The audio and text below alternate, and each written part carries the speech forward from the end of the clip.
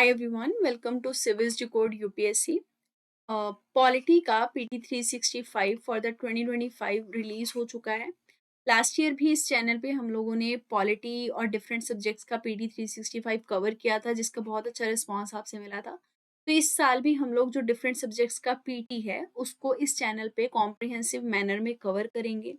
और पॉलिटी का जो पीटी 365 हाल फिलहाल आया है उसमें अप्रैल 2024 से लेकर अक्टूबर 2024 तक के करंट अफेयर्स को कवर किया गया है। तो अभी के लिए हम जो पॉलिटी का पीटी आया है उससे स्टार्ट करते हैं। So let's start with the video. सबसे फर्स्ट न्यूज आपकी इलेक्शंस के चैप्टर के अंदर साइमल्टेनियस इलेक्शंस के बारे में है। One nation one election bill simultaneous elections के लिए आपका इंट्रोड्यूस किया गया लोकसभा के अंदर। ये कॉन्स्टिट्यूशन का 129th अमेंडमेंट बिल है। 129th क्यों याद रखना है? क्योंकि वुमेन रिजर्वेशन बिल आपका पास हुआ, कब लागू होगा, इसके ऊपर यूपीएससी ने आपका प्रीवियस ईयर में क्वेश्चन पूछा था। तो ये नंबर ध्यान रखेंगे। इसको लोकसभा में इंट्रोड्यूस किया गया है। ये साइमल्टेनियस इलेक्शन की बात करता है, मतलब हम लोग लोकसभा के और स्टेट लेजिस्लेटिव असेंबलीज, जिनको विधानसभा कहते हैं, उनके इलेक्शंस को साइमल्टेनियस मैनर में कंडक्ट करवाने की कोशिश कर रही हैं।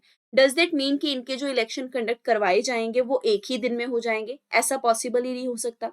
दरअसल मतलब ये है कि एक साल के अंदर ही दोनों के इलेक्शन होंगे, उसी साल में किए जाएंगे कंडक्ट, ताकि एक साथ चलता रहे। तो इसके लिए कुछ ना कुछ कॉन्स्टिट्यूशन में हमें अमेंडमेंट करने पड़ेंगे। जैसे कि एक नया आर्टिकल 82A इंसर्ट करना पड़ेगा, जो इलेक्शन कमीशन को ये पावर देगा कि वो लोकसभा और स्टेट लेजिस्लेटिव असेंबली के साइमल्टेनियस इलेक्शंस कंडक्ट करवा सकते हैं। फिर जितनी भी स्टेट लेजिस्लेटिव असेंबलीज चल रही हैं आज के टाइम पे, उनकी टर्म लोकसभा के साथ सिंक्रनाइज हो जाए, ये भी तय करना होगा। उसके बाद आर्टिकल 83 को अमेंड किया जाएगा, जिसमें अनएक्सपायर्ड टर्म क्या होगा, मिड टर्म क्या होगा, जनरल इलेक्शन क्या होगा, इनको डिफाइन किया जाएगा। इसमें गया है, मतलब इस आर्टिकल में ये कहा गया है कि जो लोकसभा है, अगर वो बिफोर द 5 ईयर डिसॉल्व हो जाती है, तो जब वो डिसॉल्व हुई है और उसके बाद कितना पीरियड उसको और सर्व करना था, उसके बीच के गैप के लिए ही बस उसको दोबारा से चुना जाएगा। फॉर एग्जाम्पल, जैसे अगर कोई लोकसभा है वो 5 साल के लिए चुनी गई, लेकिन केवल 2 साल बाद डिसॉल्व हो गई, तो बचे हुए 3 साल के पीरियड के लिए ही उसको दोबारा चुना जाएगा। क्योंकि अगर दोबारा से हमने इसको फिर से 5 साल के लिए चुन लिया तो इसका टोटल टर्म तो 7 साल हो गया। तो जो हम स्टेट लेजिस्लेटिव असेंबली के साथ इसका जो साइमल्टेनियस मैचिंग करना चाहते थे इलेक्शन का, वो डिसरप्ट हो जाएगा। इसलिए हम केवल इसको before for the rest of the term ही चुनेंगे। तो डिसॉल्व जब भी होगा ऐसा सीन, तो मिड टर्म इलेक्शन जो होंगे वो हो जाएंगे और लोकसभा केवल उतनी अनएक्सपायर्ड टर्म के लिए दोबारा से सर्व करेगी। ऐसा सेम प्रोविजन आपका म्यूनिसिपैलिटीज और पंचायत में देखा जाता है। बिकॉज जब भी म्यूनिसिपैलिटीज और पंचायत आपकी बिफोर द 5 ईयर पीरियड कभी डिसॉल्व हो जाती हैं, तो वो रेस्ट ऑफ द पीरियड जितना बचा होता है उसी के लिए दोबारा चुनी जाती हैं। अगेन उनको 5 साल के लिए नहीं चुना जाता है। ठीक है।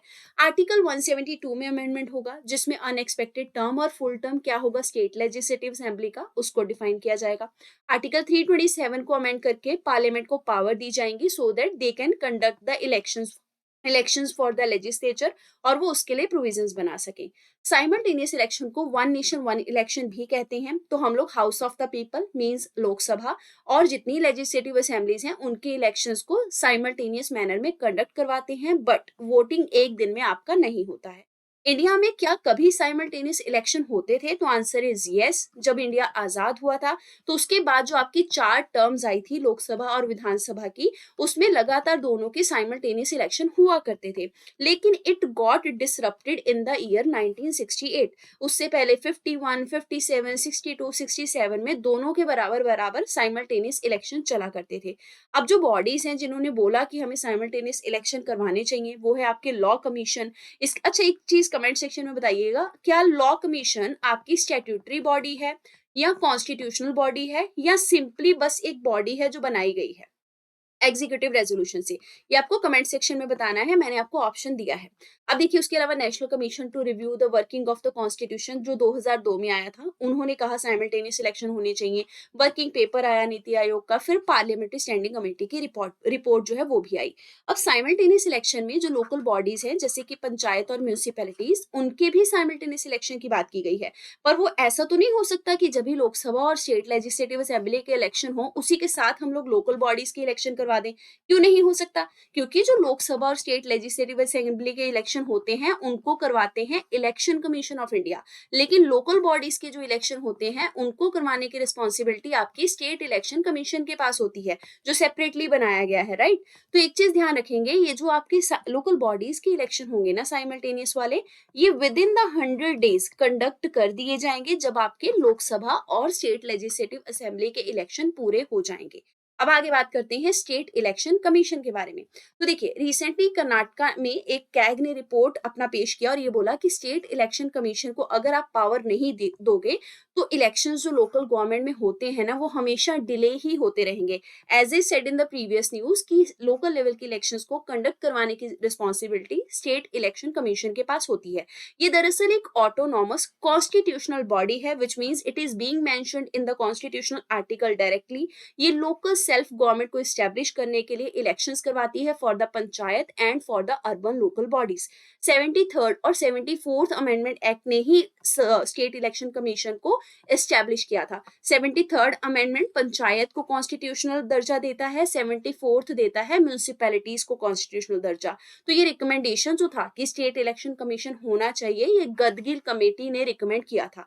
कॉन्स्टिट्यूशन में कुछ आर्टिकल्स हैं with reference to the state election commission, जैसे आर्टिकल 243K1 और 243ZA।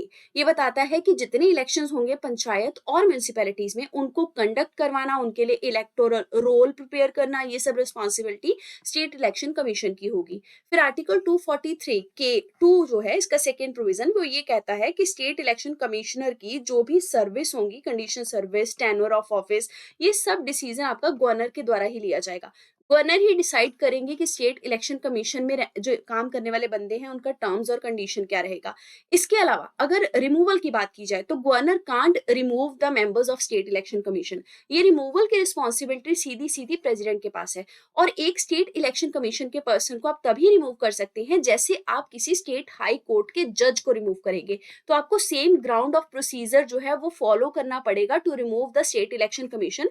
प्रेसिडेंट भी ऐसे अपने मन से उठाकर किसी को भी रिमूव नहीं कर सकते। You have to follow certain procedure.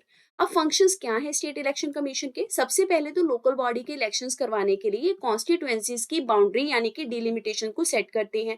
फिर जो इलेक्टोरल रोल प्रिपेयर होता है, यानी कि जो भी आपके वोट देने वाले कैंडिडेट है उनका एक चार्ट प्रिपेयर किया जाता है लोकल बॉडी इलेक्शंस के लिए।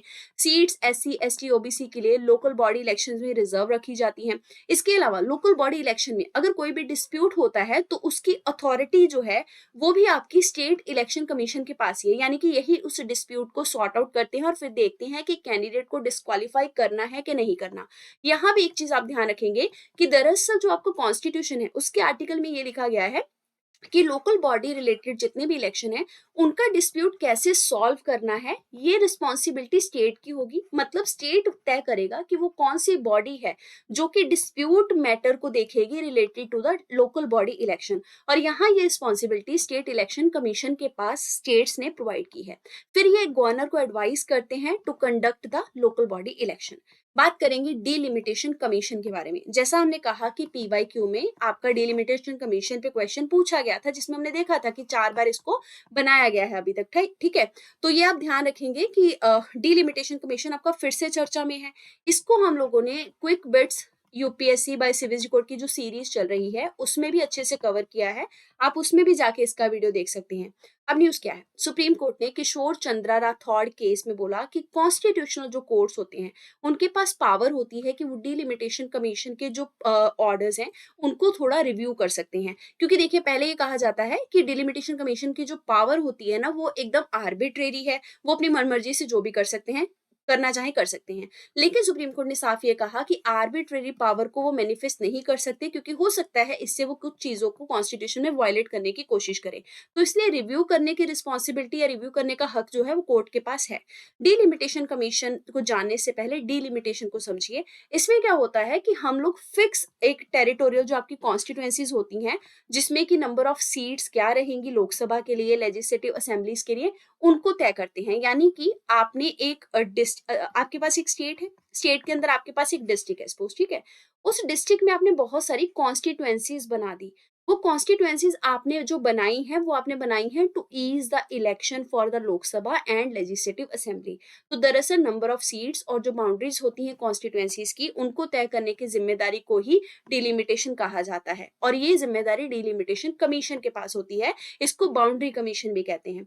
आर्टिकल 82 के अंदर बोला गया कि डिलिमिटेशन जो है वो किस अथॉरिटी के द्वारा किया जाएगा, डिलिमिटेशन कमीशन के द्वारा, और ये पार्लियामेंट के थ्रू ही इनको हक दिया गया है कि ये कमीशन एस्टेब्लिश होगा। तो पार्लियामेंट बाय लॉ इनकी पावर को डिसाइड करते हुए इस कमीशन को बनाता है। इंडिया में ऐसा डिलिमिटेशन कमीशन आपका 4 बार बना है, 1952 में, 63 में, 73 में और 2002 में। ये एक स्टैट्यूटरी बॉडी है, विच मीन्स एक एक्ट के थ्रू इसको बनाया गया। डिलिमिटेशन कमीशन का डिसीजन फाइनल होता है और बाइंडिंग भी होता है, इसको आप कोर्ट में चैलेंज नहीं कर सकते। रिमेंबर, यहाँ पे कोर्ट ने ये कहा है कि हम इनके बॉर्डर जो एरियाज हैं, इनके जो ऑर्डर्स हैं उनको केवल रिव्यू करेंगे। तो आप जाके कोर्ट में बस चैलेंज नहीं कर सकते कि डिलिमिटेशन ने यहाँ बाउंड्री सेट कर दी, यहाँ नहीं की।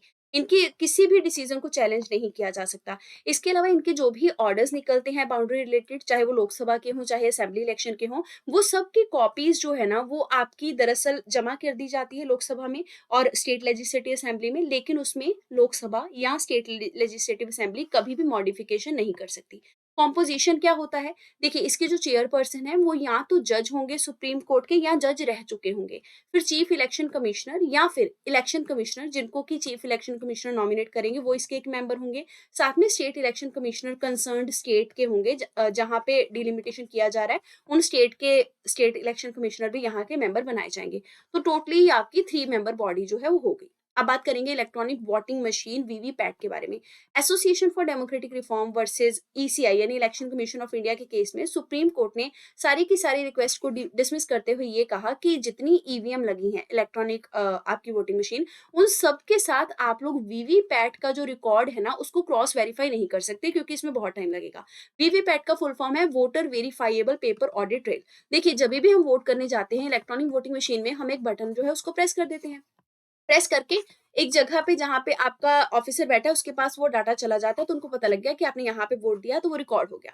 लेकिन आपको कैसे पता लगा कि अगर आपने एक पर्टिकुलर सिंबल ही दबाया है, उसी सिंबल का ही वोट अंदर रिकॉर्ड हुआ है?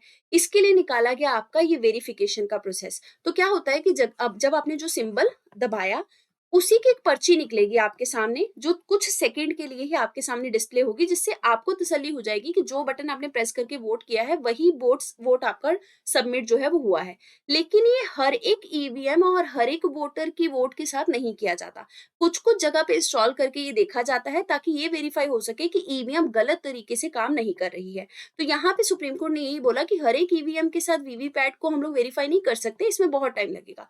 ईवीएम वीवीपैट है क्या? सबसे पहले ईवीएम को समझिए। ये एक portable micro controller based instrument है जिसमें इलेक्शन प्रोसेस के थ्रू वोटिंग की जाती है। इसको बनाया किसने है? भारत इलेक्ट्रॉनिक लिमिटेड, जो मिनिस्ट्री ऑफ डिफेंस के अंदर है, साथ में electronic corporation of India limited, जो डिपार्टमेंट ऑफ एटॉमिक एनर्जी के अंदर है। इन्होंने मिलकर इसको बनाया है। गोवा ऐसा पहला राज्य था जिसने कि वीवीपैट को अपनी सारी इलेक्ट्रॉनिक वोटिंग मशीन के साथ लिंक करके 2017 के लेजिस्लेटिव असेंबली के इलेक्शन कंडक्ट करवाए थे। वीवीपैट को 2019 के लोकसभा जनरल इलेक्शन में डिप्लॉय कर दिया गया और हर एक जगह पे ये वीवीपैट जो है ये आपकी ईवीएम के साथ जोड़ के पहुंचा दी गई थी। मतलब वेरिफिकेशन के लिए हर ईवीएम के साथ ये मौजूद थी, लेकिन हर एक वोटर की वोट को वेरीफाई नहीं किया जाता था। 4 5 6 7 को वो वेरीफाई कर लिया तो पता लग जाता था कि ईवीएम अच्छे से काम कर रही है। अब इसकी जर्नी क्या है?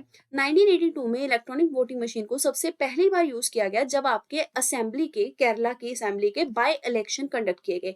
फिर 1989 में रिप्रेजेंटेशन ऑफ पीपल एक्ट ने 1951 ने बोला कि ईवीएम का जो यूज है ना वो होना चाहिए हर जगह पे। 2004 में जनरल इलेक्शन हुए और हर एक इलेक्शन में फिर आपकी यही इलेक्ट्रॉनिक वोटिंग मशीन यूज कर ली गई। 2013 में सुप्रीम कोर्ट ने Subramaniam Swamy versus election of India case में ये कहा कि वीवीपैट को भी यूज आपको करना पड़ेगा ईवीएम के साथ। फिर 2019 में एन चंद्रबाबू नायडू वाला केस आया और ये कहा कि 5 ईवीएम हर एक असेंबली की कॉन्स्टिट्यूएंसी या सेगमेंट के साथ आपकी वीवीपैट के साथ जुड़ी होनी चाहिए फॉर द वेरिफिकेशन। अब इसमें 3 यूनिट होते हैं जब अगर हम वीवीपैट को इंक्लूड कर लें। सबसे पहले है बैलेट यूनिट, यानी कि कीबोर्ड जहां पे 16 बटन या की होंगे, वहां पे जाके आप प्रेस करते हैं बटन वोटिंग के लिए। फिर होता है कंट्रोल यूनिट। ये कंट्रोल यूनिट मास्टर यूनिट होता है। ये पोलिंग ऑफिसर या प्रिसाइडिंग ऑफिसर के पास होता है जहां पे आपका वोट रिकॉर्ड होता है। उसके बाद होती है वीवीपैट। इसमें जो वोटर है ना वो वेरीफाई कर सकते हैं कि उनकी वोट सही जगह कास्ट हुई है कि नहीं हुई है। ये ट्रांसपेरेंसी सिस्टम के लिए ही बनाया गया था ताकि वोटर को कॉन्फिडेंस रहे कि जहां मैंने बटन ईवीएम में जो प्रेस किया है वही वोट जमा हुआ है। अब इसका एडवांटेज क्या है? सबसे पहले तो ये बैटरी पे चलता है, इसको कोई एक्सटर्नल पावर सप्लाई चाहिए नहीं और साथ में इनवैलिड वोट का सिनेरियो नहीं हो पाता। इसके अलावा इसमें 1 मिनट में 4 ही वोट दिए जा सकते हैं, उससे ज़्यादा वोट नहीं दिए जा सकते। तो कभी क्या होता है, बूथ कैप्चरिंग पहले हो जाती थी, कोई भी बूथ में घुस गया, 10 बार प्रेस कर दिया किसी भी बटन को, वोट फर्जी दे दिया, है ना? ये सब अब नहीं हो पाता है। फिर यहाँ पे अगर क्लोज़ बटन आपने दबा दिया कंट्रोल यूनिट पे तो उसके बाद तो वोटिंग हो ही नहीं सकती। इसके अलावा प्री प्रोग्राम जो है ईवीएम की वो भी पॉसिबल नहीं है। अब बात करते हैं मॉडल कोड ऑफ कंडक्ट की। मॉडल कोड ऑफ कंडक्ट को लोकसभा के इलेक्शन में बहुत ज़्यादा वायलेट किया गया। तब इलेक्शन कमीशन ऑफ इंडिया ने बहुत सारी पॉलिटिकल पार्टीज़ को डायरेक्टिव जारी किया और कहा कि सोशल मीडिया प्लेटफ़ॉर्म को थोड़ा एथिकल मैनर में यूज़ कीजिए। Model code of conduct 1960s में आया था। ये पहली बार इंट्रोड्यूस किया गया था केरला की स्टेट असेंबली इलेक्शंस में। This is very important point, यहाँ से क्वेश्चन आ सकता है। तो देखिए, ये एक सेट ऑफ गाइडलाइन है, सिंपली गाइडलाइन है। इसका कोई भी स्टैट्यूटरी बैकिंग नहीं है। ऐसा मैंडेटरी रूल नहीं है कि ये फॉलो करना ही करना है, केवल गाइडलाइन है। तो ये समझिए, ये गाइडलाइन जो है ये पॉलिटिकल पार्टीज के साथ कंसेंसस करके इलेक्शन कमीशन ऑफ इंडिया उनको जारी करता है ताकि वो ये समझ सकें कि फ्री और फेयर इलेक्शन को कंडक्ट करवाने के लिए किस तरीके से पॉलिटिकल पार्टीज को कंडक्ट करना है। इलेक्शन कमीशन जो है वो आर्टिकल 324 से अपनी अथॉरिटी ड्राइव करता है जिसके थ्रू वो मॉडल कोड ऑफ कंडक्ट को लागू करता है, क्योंकि article 324 election commission of India को ये पावर देता है कि वो अच्छे तरीके से पार्लियामेंट, स्टेट लेजिस्लेचर, प्रेसिडेंट और वाइस प्रेसिडेंट के इलेक्शंस को कंडक्ट करवा सकें। अब यहाँ पे आपके लोकल बॉडीज के इलेक्शंस नहीं है, बिकॉज वी हैव सीन कि ये सारा लोकल बॉडी का इलेक्शन स्टेट इलेक्शन कमीशन देखता है, which is the separate body. इसके अलावा कॉन्स्टिट्यूशन में मॉडल कोड ऑफ कंडक्ट की टर्म को कहीं पे भी मेंशन नहीं किया गया है। अब स्कोप क्या है इसका? देखिए, ये मॉडल कोड ऑफ कंडक्ट हर एक पॉलिटिकल पार्टी पे, हर एक कैंडिडेट पे, पोलिंग एजेंट पे, गवर्नमेंट ऑफिसर्स पे, एम्प्लॉयज पे लागू होता है जिनकी भी ड्यूटी इलेक्शन में लगी होती है। कौन कौन सी एक्टिविटी इसमें नहीं की जा सकती हैं? सबसे पहले तो कोई भी नई स्कीम या नया प्रोजेक्ट आप लॉन्च नहीं कर सकते, क्योंकि आपको वोटर का बिहेवियर इन्फ्लुएंस नहीं करना है। इसके अलावा आप किसी भी तरीके से पब्लिक का पैसा खर्चते हुए एडवर्टीजमेंट नहीं कर सकते। एड हॉक अपॉइंटमेंट यानी टेम्परेरी अपॉइंटमेंट गवर्नमेंट ऑफिस में आप नहीं कर सकते। फिर जब भी इलेक्शन कंडक्ट हुए हैं, ठीक है, और आपका जो पोल है, वोटिंग, वो क्लोज हो गया है, तो उससे 48 घंटे पहले किसी भी तरीके की पब्लिक मीटिंग कंडक्ट नहीं होगी। गवर्नमेंट रिसोर्सेज को आप लोग कैंपेनिंग के लिए यूज नहीं कर सकते हैं, जो जो भी आपके पॉलिटिकल वाले लीडर्स हैं। साथ में जो मिनिस्टर्स और कैंडिडेट होंगे वो किसी भी तरीके का ग्रांट या पेमेंट सैंक्शन नहीं कर सकते डिस्क्रिशनरी फंड से। ये सारी चीजें रोकी गई होती हैं। इसकी एप्लीकेबिलिटी की अगर बात की जाए तो ये तब लगता है जब आपका इलेक्शन शेड्यूल अनाउंस कर दिया जाता है, उसी टाइम ये लागू हो जाता है। ये तब तक लगा रहता है जब तक आपके रिजल्ट अनाउंस नहीं होते हैं। इसकी वायलेशन के कॉन्सिक्वेंसेज क्या है? देखिए, क्योंकि मैंने बोला ये सिंपली रूल्स हैं, है ना, गाइडलाइन है, तो इसका कोई स्टेटूटरी बैकिंग नहीं है। तो हम ये नहीं कह सकते कि अगर किसी ने इसको वायलेट किया तो उसको सजा होगी। तो no prosecution is allowed because the code has no statutory backing. Certain provision इसके हैं जो इन्फोर्सेबल हैं, लेकिन उनके लिए सीधा कानून नहीं बनाया गया मॉडल कोड ऑफ कंडक्ट में। कुछ इनडायरेक्ट कानून या स्टैट्यूट के थ्रू जरूर इस प्रोविजंस को लागू किया जाता है। जैसे कि आपका रिप्रेजेंटेशन ऑफ पीपल एक्ट 1951 जो है, उसमें बोला गया है कि अगर आप किसी कैंडिडेट के कैरेक्टर को असैसिनेट करते हो, कुछ कंडक्ट खराब करते हो, कुछ फॉल्स स्टेटमेंट अगर जारी करते हो, तो आरपीए एक्ट के तहत इसको करप्ट प्रैक्टिस डिक्लेयर कर दिया जाएगा। फिर इसके अलावा वोटर्स का भेस बदल के पोलिंग बूथ में आ जाना, ये भी एक इलेक्टोरल ऑफेंस माना गया है भारतीय न्याय संहिता के सेक्शन 172 में। नेक्स्ट बात करेंगे लोकसभा इलेक्शंस के बारे में। रिसेंटली 2024 के इलेक्शन हुए हैं। 18th लोकसभा के लिए इलेक्शन कंडक्ट किए गए। सिस्टम क्या है इलेक्शंस का? देखिए, इसमें क्या होता है कि लोकसभा के लिए मेंबर्स के जो इलेक्शन किए जाते हैं, उनमें जो भी मेंबर होता है वो अपनी एक पर्टिकुलर टेरिटोरी को रिप्रेजेंट करता है। मतलब जो भी मेंबर ऑफ लेजिस्लेचर होंगे वो पर्टिकुलर ज्योग्राफिकल एरिया से चुने जाएंगे। उस ज्योग्राफिकल एरिया को हम कॉन्स्टिट्यूएंसी कहेंगे। देखिए, जैसे एक डिस्ट्रिक्ट है, उसके अंदर बहुत सारी कॉन्स्टिट्यूएंसीज बना दी गई। हर एक कॉन्स्टिट्यूएंसी से एक मेंबर चुन लिया जाएगा। वो अपनी इस कॉन्स्टिट्यूएंसी या टेरिटोरी को ही रिप्रेजेंट करेगा, उन्हीं के जो कंसर्न्स हैं उनको एड्रेस करेगा। तो हर एक कॉन्स्टिट्यूएंसी से केवल एक ही रिप्रेजेंटेटिव जो है वो चुना जाता है। इसीलिए इस कॉन्स्टिट्यूएंसी को सिंगल मेंबर कॉन्स्टिट्यूएंसी कहते हैं। इसमें जो भी कैंडिडेट इस कॉन्स्टिट्यूएंसी में मेजॉरिटी ऑफ वोट गैदर करेगा, उसको बोल दिया जाएगा कि वो यहाँ से चुन लिया गया है। मेजॉरिटी ऑफ वोट का मतलब ये नहीं है कि यहाँ पे उसको 51% वोट मिलने चाहिए। मेजॉरिटी ऑफ वोट का मतलब ये हुआ कि जितने भी कैंडिडेट यहाँ से खड़े हुए हैं, उनके कंपैरेटिवली उस कैंडिडेट के पास ज़्यादा वोट्स होने चाहिए, तब वो इलेक्टेड डिक्लेयर कर दिया जाएगा। लोकसभा का ड्यूरेशन आपका नॉर्मली 5 ईयर्स का होता है, जब भी जनरल इलेक्शन होते हैं, और उसके बाद ये ऑटोमेटिकली डिसॉल्व हो जाती है। लेकिन प्रेसिडेंट के पास पावर होता है कि वो लोकसभा को डिसॉल्व कर सकते हैं before the 5 year period also, और इसको कभी भी कोर्ट ऑफ लॉ में चैलेंज नहीं किया जा सकता। लेकिन प्रेसिडेंट कभी भी अपनी मर्जी से लोकसभा को डिसॉल्व नहीं कर सकते हैं। हमेशा काउंसिल ऑफ मिनिस्टर्स जो है, उनका एडवाइस प्रेसिडेंट के लिए मैंडेटरी होता है। नेशनल इमरजेंसी के पीरियड में पार्लियामेंट की परमिशन के थ्रू लोकसभा का कार्यकाल बढ़ाया जा सकता है। ये 1 साल के लिए एक ही टाइम में बढ़ाया जा सकता है, और उसके बाद दोबारा से फिर जितने भी लेंथ ऑफ टाइम के लिए आपको बढ़ाना है, बार बार पार्लियामेंट का अप्रूवल उसके लिए लेना पड़ता है। लेकिन जैसे ही आपका इमरजेंसी खत्म हो जाता है, सीज हो जाता है, उसके बाद आपका ये जो कार्यकाल बढ़ाया गया है, वो 6 महीने तक ही चलता है। उसके बाद वो कार्यकाल नॉर्मलाइज हो जाता है। तो beyond the period of 6 month ये कभी भी इंक्रीज नहीं किया जा सकता if the emergency being ceased. Constitutional provision में देखें तो आर्टिकल 324 और 329 तक में आपका प्रावधान जो है इलेक्शंस का, लोकसभा के इलेक्शंस का, वो दिया गया है। ये आपका पार्ट 15 ऑफ इंडियन कॉन्स्टिट्यूशन में आता है। दरअसल आर्टिकल 324 से 329 तक आपका डील करता है election. Next news article 329 B के बारे में है। Recently election commission of India ने इस आर्टिकल को इन्वोक किया और कहा कि सुप्रीम कोर्ट की पावर को थोड़ा लिमिट करना होगा, ताकि वो इलेक्टोरल प्रोसेस में ज़्यादा इंटरवीन ना करें। आर्टिकल 329 बी कहता है कि जो भी पार्लियामेंट और स्टेट लेजिस्लेचर के इलेक्शन होते हैं, उनको आप कोर्ट में ऐसे ही लेके नहीं जा सकते। आपको एक प्रोसेस से इलेक्शन पिटीशन फाइल करना पड़ता है according to certain law. Supreme court ने NP Ponnuswamy versus returning officer 1952 के केस में कहा था कि अगर एक बार इलेक्शन कमीशन ऑफ इंडिया ने इलेक्शन प्रोसेस को नोटिफाई कर दिया, उसके बाद कोर्ट जो है वो इंटरवीन या इंटरफेयर नहीं कर सकता। रिप्रेजेंटेशन ऑफ पीपल एक्ट 1951 के सेक्शन 80 में कहा गया है कि किसी भी इलेक्शन की वैलिडिटी को आप चैलेंज नहीं कर सकते except with the election petition. ये इलेक्शन पिटीशन का प्रोसेस फॉलो कर सकते हैं। इलेक्शन पिटीशन कहाँ फाइल करना है? किसी भी राज्य के हाई कोर्ट में फाइल करना है, और हाई कोर्ट के पास ओरिजिनल जुरिस्डिक्शन होता है कि वो इलेक्शन से रिलेटेड जो डिस्प्यूट है उनको डील करते हैं। ओरिजिनल का मतलब ये हुआ कि इनके पास ही सीधा ये पावर है जहाँ पे जाके आप डिस्कस करेंगे इलेक्शन डिस्प्यूट को। इसके बाद हाई कोर्ट से अपील सुप्रीम कोर्ट के पास जाती है। इलेक्शन पिटीशन जो है वो किसी भी कैंडिडेट या इलेक्टर जो कि चुनते हैं कैंडिडेट को, उनके द्वारा फाइल किया जा सकता है। इलेक्टर का मतलब वही हुआ कि जिसके पास वोट देने का अधिकार होता है। नॉमिनेशन इन इलेक्शन की बात करेंगे। रिसेंटली एक कैंडिडेट को अनअपोज तरीके से लोकसभा में चुन लिया गया है, क्योंकि जो उनके खिलाफ कैंडिडेट खड़ा था, उसको रिटर्निंग ऑफिसर ने उसके नॉमिनेशन पेपर को रिजेक्ट कर दिया। अब ये नॉमिनेशन रिजेक्ट कैसे हुआ उसको भी देखेंगे। देखिए, नॉमिनेशन का जो प्रोसेस होता है वो डिफरेंट जगह पे मेंशन है। जैसे section 33 of representation of people act 1951 कहता है कि वैलिड नॉमिनेशन के लिए आपको एक कॉन्स्टिट्यूएंसी से नॉमिनेशन फाइल करना पड़ता है, और जो कैंडिडेट फाइल कर रहा है नॉमिनेशन, वो एक रिकॉग्नाइज्ड पॉलिटिकल पार्टी से होना चाहिए। साथ में उसके साथ एक प्रपोजर होना चाहिए जो प्रपोज करेगा कि हाँ जी, ये बंदा यहाँ पे रहता है, इसको आप मतलब इलेक्शन लड़ने दीजिए। अगर वो कैंडिडेट इंडिपेंडेंट या अनरिकॉग्नाइज्ड पार्टी से है, तो उसको एक प्रपोजर नहीं, 10 प्रपोजर चाहिए, साथ में 10 सपोर्टर कह लीजिए। ये प्रपोजर जो है ये इलेक्टर्स ही होंगे जिनके पास वोट देने का हक है, और ये उसी कॉन्स्टिट्यूएंसी से होंगे। पर section 33 of representation of people act 1951 ये बोलता है कि जो भी इलेक्शन ऑफ कैंडिडेट के लिए नॉमिनेशन किया जाता है, उसमें एक वैलिड इन्फॉर्मेशन हमेशा उनको प्रोवाइड करनी है।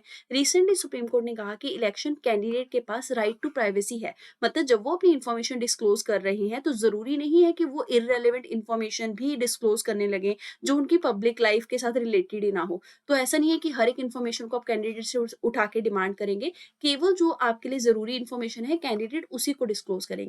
Section 36 of representation of people act कहता है कि जो भी नॉमिनेशन फाइल किया गया है, बाद में उसका स्क्रूटनी किया जाएगा कि जो आपने डॉक्यूमेंट फाइल किए हैं वो करेक्ट हैं कि नहीं। उसके बाद ये स्क्रूटनी करने की रिस्पॉन्सिबिलिटी रिटर्निंग ऑफिसर के पास है। अगर रिटर्निंग ऑफिसर को कोई भी झोल लगता है कि ये चीजें सही नहीं है, तो वो आपका नॉमिनेशन रिजेक्ट कर सकते हैं on the ground of defect of substantial character. इसी के चलते ही रिजेक्शन हुआ था। उसके बाद वहां पे सामने वाले बंदे के पास कोई ओपोनेंट था नहीं, तो इससे वो सीधा अनअपोज्ड जीत गए।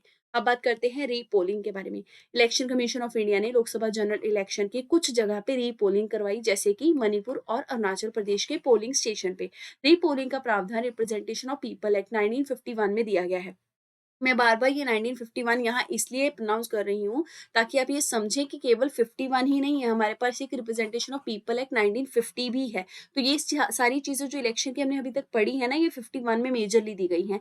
तो देखिए कौन-कौन सी कंडीशन में रीपोलिंग या दोबारा से इलेक्शन कराना पड़ता है। कभी नेचुरल कैलेमिटी या वायलेंस हो गया उस एरिया में, कभी वोटिंग मशीन आपकी डैमेज हो गई, कभी इलेक्शन के एरिया में बूथ कैप्चरिंग हो गया, कब्जा हो गया बूथ के ऊपर, या फिर जो भी कैंडिडेट था जो लड़ रहा था रिकॉग्नाइज्ड पॉलिटिकल पार्टी से, उसका वहाँ पे डेथ हो गया।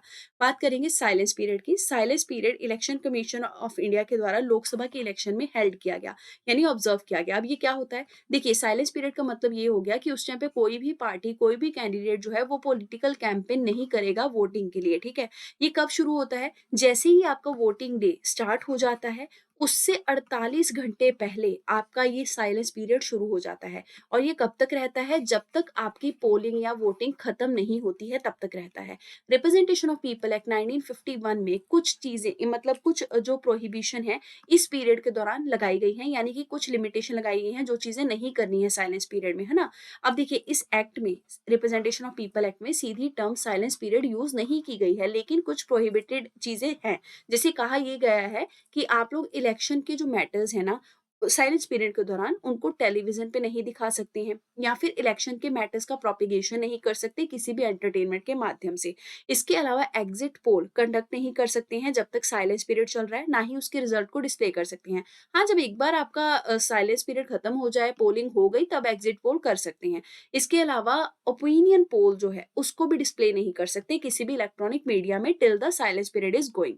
अब बात करते हैं वन कैंडिडेट मल्टीपल कॉन्स्टिट्यूएंसी के बारे में। कॉन्स्टिट्यूशन ने पार्लियामेंट को पावर दिया है कि वो कंडक्टिंग जो होता है इलेक्शन का, उसको रेगुलेट कर सकते हैं। देखिए इसी के लिए रिप्रेजेंटेशन ऑफ पीपल एक्ट 1951 में प्रावधान दिया गया कि मल्टीपल कॉन्स्टिट्यूएंसी से, मतलब एक से ज्यादा कॉन्स्टिट्यूएंसी से एक कैंडिडेट लड़ सकता है। इस एक्ट में किसी भी तरीके की लिमिटेशन नहीं दी गई थी 1996 तक कि एक कैंडिडेट मैक्सिमम कितनी कॉन्स्टिट्यूएंसी से लड़ेगा। 1996 तक ऐसा था कि आप जितनी भी कॉन्स्टिट्यूएंसी से चाहे ना, एक कैंडिडेट को मौका दे सकते हैं लड़ने का। लेकिन उसके बाद ना रिप्रेजेंटेशन ऑफ पीपल एक्ट 1951 में कुछ अमेंडमेंट किया गया 1996 में। उसमें ये बोल दिया गया कि एक कैंडिडेट मैक्सिमम 2 ही सीटों से लड़ सकता है, या 2 ही कॉन्स्टिट्यूएंसी से लड़ सकता है, उससे ज़्यादा से नहीं लड़ सकता। फिर section 70 of representation of people act 1951 ये कहता है कि जो भी कैंडिडेट एक बार एक सीट से सेलेक्ट हो गया, यानी कि एक सीट से उसने इलेक्शन लड़ लिया, तो उसके बाद ना, जीतने के बाद उसको एक सीट अपनी खाली करनी पड़ती है। और अगर दोनों सीटों से वो जीता है, तो एक सीट जो वो खाली कर देगा, वहाँ पे दोबारा से बाय इलेक्शन कंडक्ट करवाई जाएँगी, यानी कि वहाँ पे नया कैंडिडेट चुना जाएगा। होम वोटिंग की बात करेंगे। इलेक्शन कमीशन ऑफ इंडिया ने पहली बार 2024 के इलेक्शन में होम वोटिंग की फैसिलिटी दे दी है। इलेक्शन कमीशन ने ये इसलिए किया ताकि no voter is left behind का मोटो वो फॉलो कर सके। होम वोटिंग का मतलब घर से वोटिंग करना, है ना? इसमें क्या होगा कि घर से ही आप वोटिंग करेंगे, आप पोस्टल बैलेट के थ्रू अपना वोटिंग, मतलब पोस्ट कार्ड के थ्रू जैसे हम चीजें भेजते हैं ना, वैसे ही अपना वोटिंग करके आप भेज देंगे, ठीक है? ये बिल्कुल टाइट सिक्योरिटी में आपका वोटिंग डिलीवर किया जाएगा, सीक्रेसी के प्रोसेस को फॉलो किया जाएगा। ये किनके लिए होगा? जो भी फिजिकली डिसेबल्ड है, 40% डिसेबिलिटी के साथ हैं, उनको ये प्रावधान है। फिर सीनियर सिटीजन जो 85 से ऊपर हैं, उनके पास ये प्रावधान है। अब इलेक्शन कमीशन ने इनके अलावा भी बहुत सारे प्रोसेस या स्टेप लिए हैं जिसके थ्रू हम लोग वोटिंग को और इंक्लूसिव बना सकते हैं। जैसे कि फॉर्म एम ना, पहले कश्मीर के माइग्रेंट को जमा करवाना पड़ता था, जो भी जम्मू और उधमपुर में रहते थे, अगर उनको वोटिंग में पार्टिसिपेट करना होता था, लेकिन अब ये फॉर्म एम का प्रोसेस एंड कर दिया गया। इसके अलावा स्वीप एक पोर्टल है सिस्टमेटिक वोटर एजुकेशन का, जहाँ पे पीडब्ल्यूडी यानी कि फिजिकली हैंडीकैप लोग हो गए, डिसेबल लोग हो गए, उनको अवेयर किया जाता है वोटिंग के बारे में। डिफरेंट फ्रेंड्स और फैमिलीज को थोड़ा वोटिंग अवेयरनेस दी जाती है। फिर multi constituencies remote electronic voting machine RVM जो है वो लॉन्च की गई है। यानी कि आप ऐसे समझिए कि वोटिंग मशीन जो है ना, वो चलती फिरती है, रिमोट है, जैसे वैन में लेके घूम गए, एक जगह से दूसरी जगह उसको लेके चले गए, तो आपके प्लेस ऑफ रेजिडेंस में ही वोट आ जाएगी, वोटिंग मशीन आ जाएगी, जहाँ पे आप वोट कर सकते हैं। पोस्टल बैलेट की जो सुविधा है, उसमें पोस्ट के थ्रू जो वोट्स हैं वो भेजी जाती हैं, और ये स्पेशल वोटर्स को ही अधिकार होता है, ठीक है? जैसे उनको बोल दिया कि आप पोस्ट के थ्रू भेज दीजिए। सर्विस वोटर को अधिकार होता है। फिर जो भी वोटर इलेक्शन ड्यूटी पे हैं, उनको अधिकार होता है। जो प्रिवेंटिव डिटेंशन में जेल के अंदर बंद हैं, उनको अधिकार होता है कि वो पोस्टल बैलेट का यूज कर सकते हैं। ये पॉइंट बहुत इंपॉर्टेंट है यहाँ पे कि किन किन को पोस्टल बैलेट का राइट दिया गया है। फिर प्रॉक्सी वोटिंग होती है, जैसे हम कॉलेज टाइम में लोग प्रॉक्सी लगाते थे ना, कोई पर्सन एब्सेंट है लेकिन उसका प्रेज़ेंट बोल देते थे। तो ये ऐसा कुछ है, इसमें क्या होगा कि जो आपके रजिस्टर्ड इलेक्टर हैं, जिनके पास वोटिंग का हक है, वो अपने वोटिंग राइट ना अपने रिप्रेजेंटेटिव को दे सकते हैं। यानी कि एक बंदे को वो नॉमिनेट कर सकते हैं जो उनकी जगह पे वोट कर देगा, ठीक है? ये सर्विस वोटर्स को हक दिया गया है। सर्विस वोटर्स कौन-कौन से हैं? आर्म्ड फोर्सेस के मेंबर हो गए, पुलिस फ़ोर्स के मेंबर हो गए, जो एक राज्य में काम कर रहे हैं लेकिन दूसरे राज्य में गए हुए हैं, पर वोटिंग नहीं दे पा रहे हैं। फिर वो पर्सन जो कि मतलब गवर्नमेंट ऑफ इंडिया के अंडर एम्प्लॉयड हैं, ठीक है? लेकिन उनकी पोस्टिंग इंडिया से बाहर है। कुछ आर्मी एक्ट के अंदर जो आपके ऑफिसर्स हैं, उनके ऊपर भी ये प्रॉक्सी वोटिंग का अधिकार दिया गया है। फॉर्म 17 सी की बात करेंगे। इलेक्शन कमीशन ने सुप्रीम कोर्ट को कहा कि फॉर्म 17 सी का जो डाटा है ना, वो पोलिंग ऑफिशियल्स के अलावा किसी भी एंटिटी को डिस्क्लोज़ नहीं किया जा सकता है, क्योंकि ये बहुत सीक्रेट है। 70 सी जो है, इसमें बोला गया, ये जो डाटा है इसमें दरअसल कहा जाता है कि कंडक्ट ऑफ इलेक्शन रूल्स के क्या-क्या डायरेक्शन होंगे, उनका ध्यान रखना है। फिर साथ में इसमें ये बताया जाता है कि कौन-कौन से एलिजिबल वोटर्स हैं जो बूथ में वोट कर सकते हैं। इलेक्टर्स कौन-कौन से हैं, ठीक है? रजिस्टर ऑफ वोटर्स में। फिर वो वोटर जो कि अपनी वोटिंग के अधिकार को एक्सरसाइज नहीं करना चाहते, उनकी लिस्ट होती है। वो वोटर जिनको परमिशन नहीं है वोट देने का, उनकी लिस्ट होती है। तो इसलिए 17 सी का डाटा बहुत क्रूशियल है, बहुत सेंसिटिव है, इसलिए इसको परमिट नहीं दिया जाता कि कहीं पे भी शेयर कर दो। सेकंड पार्ट जो होता है 17 सी के फॉर्म का, उसमें इन्फॉर्मेशन होती है कि कैंडिडेट का नाम क्या है और टोटल वोट उसको कितने मिले हैं। नेक्स्ट बात करेंगे ब्रेली साइनेज के बारे में। इलेक्शन डिपार्टमेंट जो है पुडुचेरी का, उन्होंने ब्रेली साइनेज को इंग्लिश और तमिल में प्रोवाइड किया है इलेक्ट्रॉनिक वोटिंग मशीन के अंदर अपने हर एक पोलिंग स्टेशन में। तो ये ब्रेली साइनेज आपका जो विजुअली इम्पेयर्ड या चैलेंज्ड लोग हैं, उनको वोट करने में मदद करेगा, है ना? वो इंडिपेंडेंट तरीके से कॉन्फिडेंट मैनर में वोटिंग में पार्टिसिपेट कर सकते हैं। तो जो भी इलेक्टर हैं, जो वोट देने गए हैं, उनको ब्रेली का साइनेज तो दिया गया है कि वो उसके थ्रू वोट कर दें। साथ ही साथ उनके पास ये भी हक है कि वो अपने साथ एक साथी या कंपेनियन लेके जा सकते हैं under the conduct of election rule 1961, जिसके तहत उनको वोटिंग में मदद मिल जाए। अब बात करेंगे functioning of parliament, state legislature की न्यूज़ के बारे में। सबसे पहली न्यूज़ इंटरनल इमरजेंसी के बारे में है। साल 2024 जो है, उसमें 50 साल आपके इंटरनल इमरजेंसी को हो चुके हैं, जो कि आपकी 25 जून 1975 को लगाई गई थी। इमरजेंसी क्या है? देखिए, इमरजेंसी का मतलब ये है कि आपातकाल आपातकाल की स्थिति आ गई, सडनली जो प्रोसेस या एक सर्टेन प्रोसीजर गवर्नमेंट का चल रहा था, वो डिसरप्ट होके खत्म कर दिया गया। तो इसमें फंडामेंटल राइट्स जो है इमरजेंसी के दौरान, वो सस्पेंड कर दिए जाते हैं। ये हमने कहाँ से सीखा है, कहाँ से बोरो किया है? ये हमने जर्मनी के वेमर कॉन्स्टिट्यूशन से प्रोसेस बोरो किया है। इमरजेंसी प्रोविजन को आर्टिकल 352 से लेकर आर्टिकल 360 में मेंशन किया गया है, पार्ट 18 ऑफ कॉन्स्टिट्यूशन में। हम लोग हर एक जगह पे पार्ट्स का ध्यान इसलिए रख रहे हैं क्योंकि यूपीएससी ने पिछले ही साल पार्ट्स के ऊपर क्वेश्चन पूछा है। इसके अलावा ये इमरजेंसी इसलिए है ताकि हमें कंट्री की कभी सोवरेनिटी, यूनिटी, इंटीग्रिटी या सिक्योरिटी को मेंटेन करना हो, कॉन्स्टिट्यूशन को प्रोटेक्ट करना हो, तो हम इमरजेंसी को यूज़ कर सकें। टाइप ऑफ इमरजेंसी कौन-कौन सी हैं? जैसे नेशनल इमरजेंसी जो आर्टिकल 352 में दी गई है, इसके लिए कॉन्स्टिट्यूशन में जो टर्म यूज़ की गई है वो है प्रोक्लेमेशन ऑफ इमरजेंसी। ये कब लगाई जाती है? 2 कंडीशन में, या तो वॉर हो गया या एक्सटर्नल अग्रेशन जिसको कहते हैं, तो इसको बोलते हैं एक्सटर्नल इमरजेंसी लग गई। या फिर आर्म्ड रिबेलियन हो गया, हमारे देश के अंदर ही हथियार उठा लिए लोगों ने, तो उसको बोलते हैं इंटरनल इमरजेंसी। देखिए, जो आपका ना 44th अमेंडमेंट हुआ था कॉन्स्टिट्यूशन का 1978 का, उस 44th अमेंडमेंट के बाद हमने ये आर्म्ड रिबेलियन का टर्म यूज़ किया है, क्योंकि 1978 से पहले हम ये यहाँ पे टर्म जो यूज़ किया था इंटरनल इमरजेंसी के लिए, वो था आपका इंटरनल डिस्टर्बेंस। यानी कि अगर हल्की इंटरनल डिस्टर्बेंस हुई, तो उस टाइम पे इंटरनल इमरजेंसी लगाई जा सकती थी। लेकिन 44th अमेंडमेंट 1978 के बाद से केवल आर्म्ड रिबेलियन के केस पे इंटरनल इमरजेंसी लगाई जा सकती है। नेक्स्ट है प्रेसिडेंट रूल, जो आर्टिकल 356 के अंतर्गत लगाया जाता है। जब भी किसी स्टेट की कॉन्स्टिट्यूशनल मशीनरी फेल हो जाती है, वो कॉन्स्टिट्यूशन से ऑब्लिगेट नहीं करता है, तो ये प्रेसिडेंट रूल लगता है। इसको स्टेट इमरजेंसी कहा जाता है। फिर है फाइनेंशियल इमरजेंसी, आर्टिकल 360 में मेंशन की गई है। अगर फाइनेंशियल स्टेबिलिटी को थ्रेट आता है, तो ये इमरजेंसी लगती है। अब हम बात करेंगे पर्टिकुलरली आपकी नेशनल इमरजेंसी के बारे में, जिसको कि आपके 50 साल हुए हैं।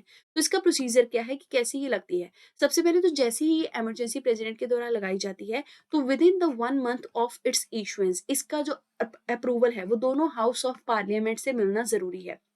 और इसके बाद इमरजेंसी आपकी 6 महीने के लिए लागू रहती है।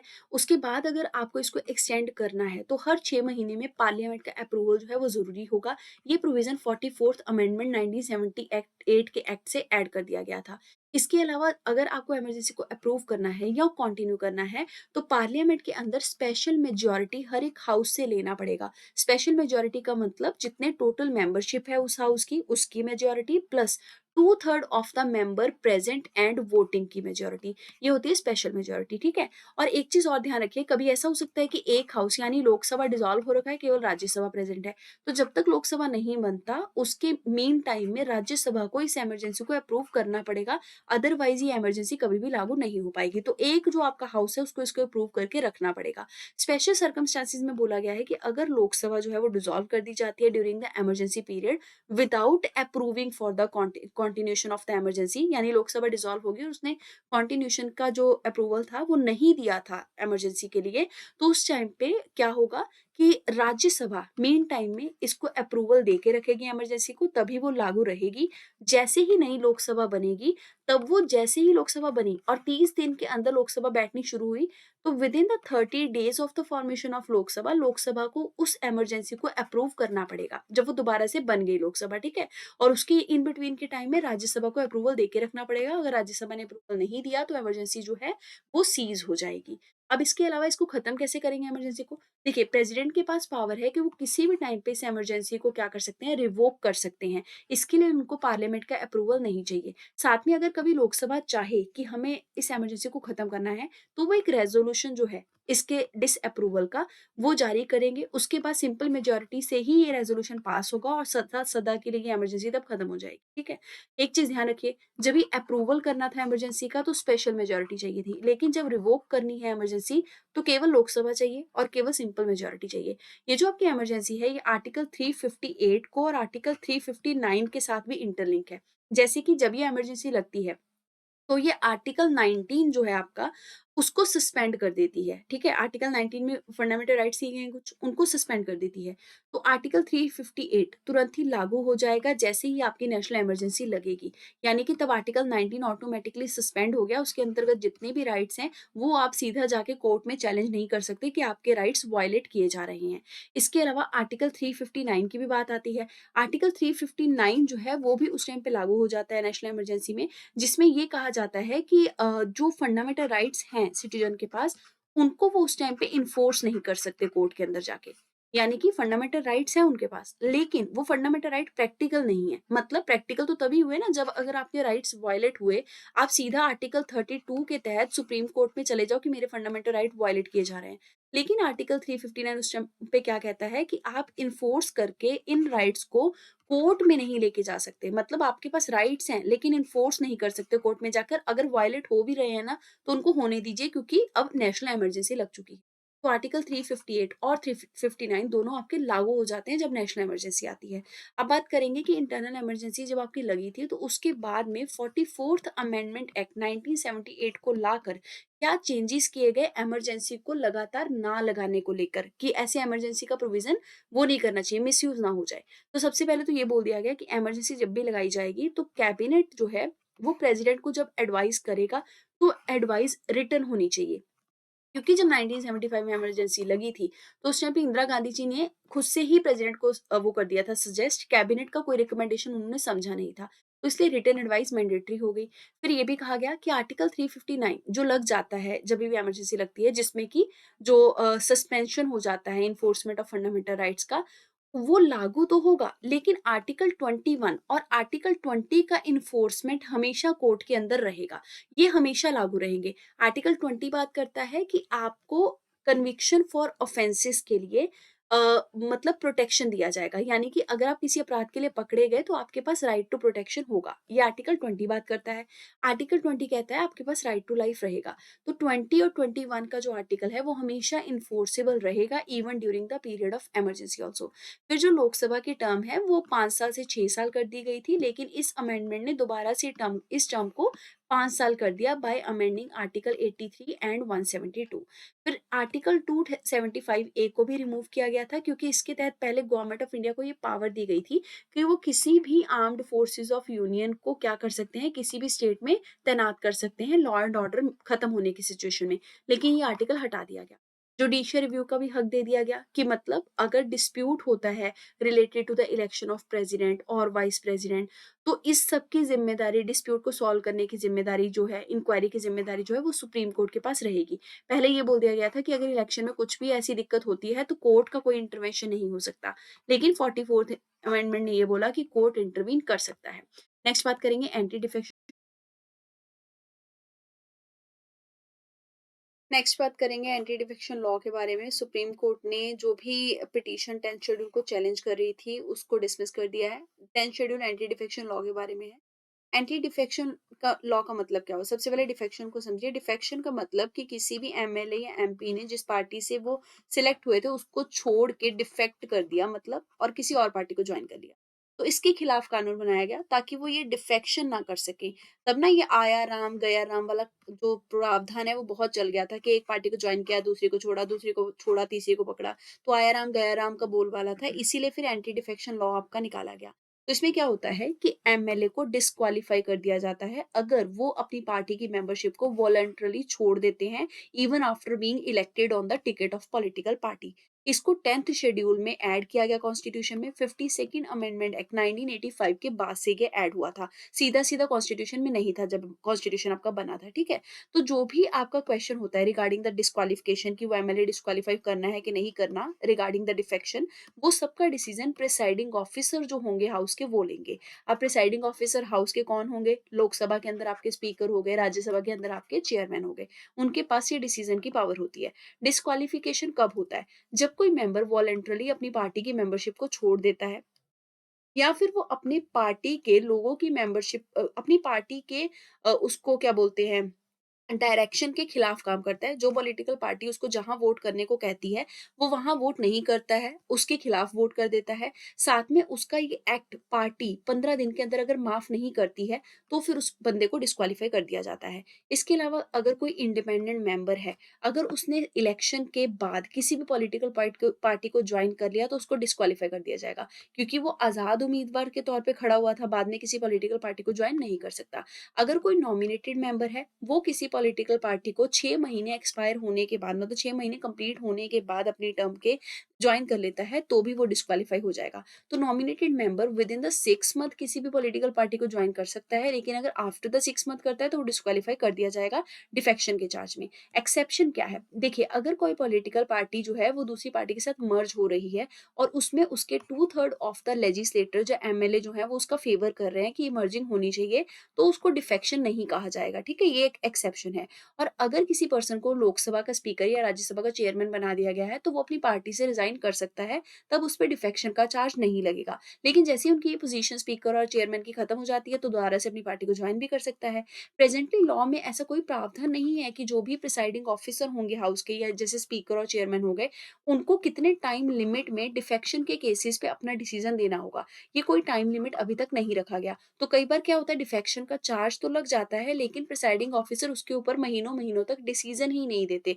तो ये केसेस जो है ना, ये लटके रह जाते हैं हमेशा। कुछ जजमेंट्स की बात करते हैं 10 शेड्यूल से रिलेटेड, कि हो तो होलोहन वाले केस में 1992 में सुप्रीम कोर्ट ने कहा था कि स्पीकर का जो डिसीजन होगा एंटी डिफेक्शन लॉ में, वो हमेशा जुडिशियल रिव्यू के अंदर आएगा। मतलब ऐसा नहीं है कि स्पीकर किसी को भी अगर डिफेक्शन का चार्ज लगा के रिमूव कर देते हैं, तो वो बंदा कहीं नहीं जा सकता ग्रीवेंस को लेके। वो कोर्ट के पास जा सकता है, क्योंकि हो सकता है स्पीकर का डिसीजन कभी आर्बिट्रेरी हो, अनफेयर हो। अब इसके अलावा केशव मेघा चंद्र सिंह केस में 2020 में सुप्रीम कोर्ट ने कहा कि 10th शेड्यूल में जो भी डिस्क्वालिफिकेशन का पिटीशन होता है, स्पीकर के पास अगर वो केस जाता है, तो with in the 3 month of period उसके ऊपर डिसीजन आ जाना चाहिए, उसको लटकाना नहीं चाहिए।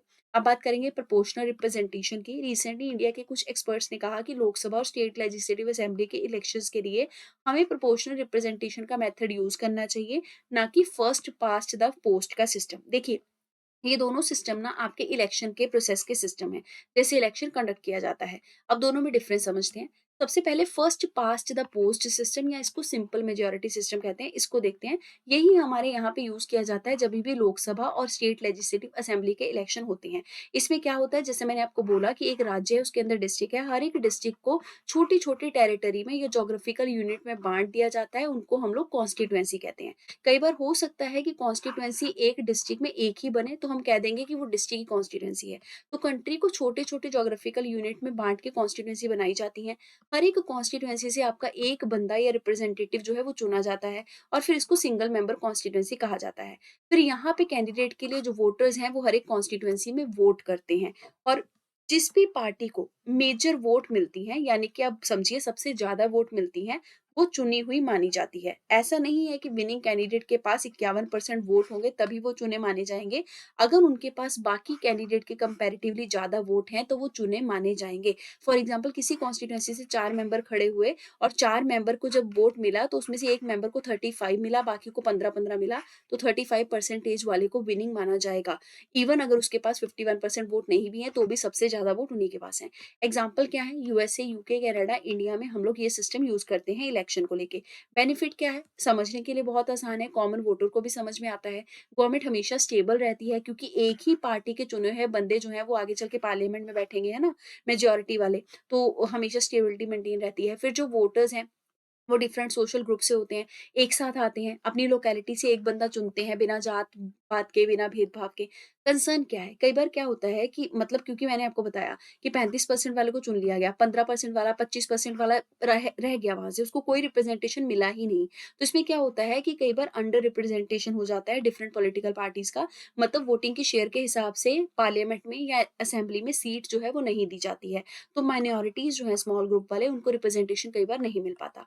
अब बात करते हैं प्रोपोर्शनल रिप्रेजेंटेशन की। प्रोपोर्शनल का मतलब क्या होता है? प्रोपोर्शन के हिसाब से, मतलब जितना आपने गुड़ डाला उतना ही मीठा निकला। यानी जितनी जहाँ-जहाँ वोट दी है उसी हिसाब से आपको सीट जो है वो अलॉट कर दी जाएँगी। तो इसमें क्या होगा, बहुत बड़ा ज्योग्राफिकल जो एरिया होगा उसको कॉन्स्टिट्यूएंसी डिक्लेयर किया जाएगा। ऐसा नहीं है कि एक डिस्ट्रिक्ट में कॉन्स्टिट्यूएंसीज़ जो है वो बाँटी जाएँगी, ये प्रोसेस नहीं होगा।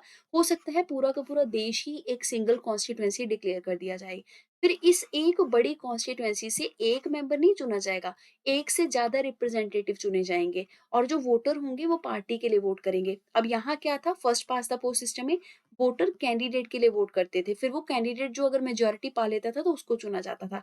लेकिन यहाँ पे वोटर्स पार्टी को वोट करेंगे।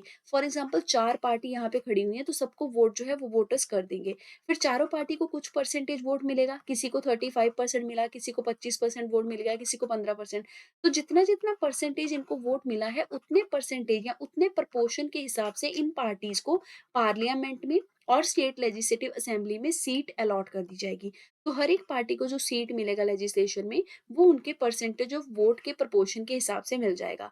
ये वाला प्रोसेस इज़राइल और नीदरलैंड में फॉलो किया जाता है। इससे क्या होगा, हर एक पार्टी के बंदे को, चाहे वो 35% वाला है, चाहे 25% वाला है, उनको रिप्रेजेंटेशन मिल गया। तो हर एक पार्टी को रिप्रेजेंटेशन मिलता है। माइनॉरिटी पार्टी जो है वो हमेशा रिप्रेजेंटेशन पा के रखती है। आज़ाद उम्मीदवार को भी वहाँ पे रोल मिलता है पार्लियामेंट के अंदर, है ना? और जो वोट्स हैं वो आपकी क्या होती हैं, पीपल के प्रेफ़रेंस के हिसाब से बढ़ जाती हैं। जिनको ज़्यादा वोट दिया उनको ज़्यादा सीट मिल गई, जिनको कम वोट दिया उनको कम सीट मिल गई।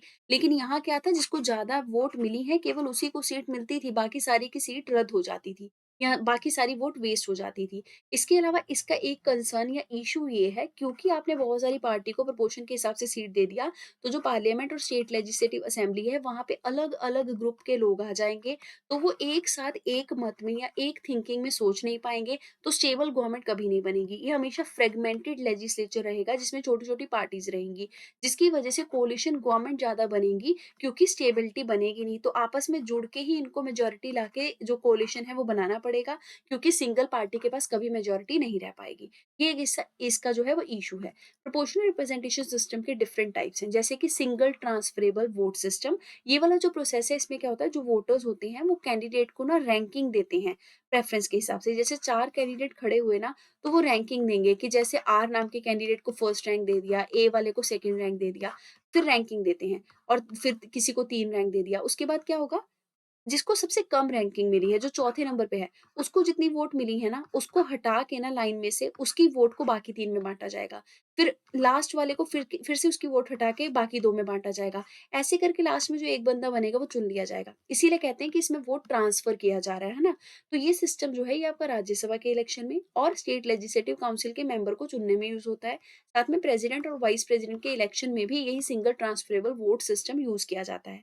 इसके अलावा होता है आपका लिस्ट सिस्टम। लिस्ट सिस्टम में क्या होता है, किसी कैंडिडेट के लिए वोटिंग नहीं की जाती है, वोटिंग हमेशा किसी पार्टी के लिए की जाती है और पार्टी को उसके प्रोपोर्शन वोटिंग शेयर के हिसाब से सीट मिल जाती है। यानी कि पार्टी को जितने परसेंटेज वोट मिला है उसी परसेंटेज के हिसाब से उनको सीट मिलती रहेंगी लेजिस्लेचर के अंदर। इसके बाद होता है मिक्स्ड मेंबर प्रोपोर्शनल रिप्रेजेंटेशन। ये क्या है, ये स्टेबिलिटी भी देता है, इसमें कुछ प्रोपोर्शनल रिप्रेजेंटेशन भी यूज होता है। ये जर्मनी और न्यूजीलैंड में बनाया जाता है। इसमें क्या होता है कि एक कैंडिडेट आपका first past the post system या सिंपल मेजोरिटी सिस्टम के थ्रू चुना जाएगा कॉन्स्टिट्यूएंसी से। बाकी बची हुई कुछ सीट जो है उनको प्रोपोर्शनल रिप्रेजेंटेशन से चुना जाएगा। तो दोनों का मिक्स जो है वो इसमें कर दिया जाएगा। बात करेंगे पार्लियामेंट्री कमेटी की। लोकसभा ने मोशन पास किया है कि पब्लिक अकाउंट कमेटी और एस्टिमेट कमेटी बनाई जाए, क्योंकि 18th लोकसभा नई नई बनाई गई है। पार्लियामेंट्री कमेटी क्या होती है? देखिए, ये वो कमेटी है जिसको कि या तो अपॉइंट किया जाता है, या हाउस में इलेक्ट किया जाता है, या इसको स्पीकर नॉमिनेट करते हैं। तीनों चीज़ ध्यान रखनी है, ठीक है? और ये स्पीकर की डायरेक्शन के अंडर ही काम करती हैं। इसमें क्या होता है कि हाउस की जो रिपोर्ट है, ये पेश करती हैं हाउस के अंदर, यानी लोकसभा के अंदर, असेंबलीज़ के अंदर। तो ये अपनी रिपोर्ट को वहाँ पेश करती हैं, या फिर ये स्पीकर को सीधा-सीधा रिपोर्ट करती हैं, या सेक्रेटेरिएट को रिपोर्ट करती हैं। ये सेक्रेटेरिएट आगे चल के लोकसभा को या राज्यसभा को रिपोर्ट जो है वो पेश कर देता है। ये जो पार्लियामेंट्री कमेटी है, ये हमने ब्रिटिश पार्लियामेंट से बोरो की है, यानी कि ब्रिटिश पार्लियामेंट में इनका ओरिजिन है। इनकी अथॉरिटी कहाँ से शो होती है? आर्टिकल 105 में, जहाँ पे मेंबर ऑफ पार्लियामेंट को क्या प्रिविलेज दिए गए हैं उसकी बात की गई है, वहाँ से ही पार्लियामेंट्री कमेटी को पावर मिलता है। फिर आर्टिकल 118 क्या कहता है कि पार्लियामेंट अथॉरिटी के पास पूरा ये क्या बोलते हैं, पावर है कि वो अपने प्रोसीजर को रेगुलेट करने के लिए रूल्स बना सकती हैं। तो इसीलिए इसी रूल्स में आपकी ये कमेटी फिर बनाई जाती है, तो यहाँ से भी इनकी पावर निकलती है। पार्लियामेंट्री कमेटी की टाइप क्या है? 2 तरीके की, एड हॉक माने टेम्परेरी।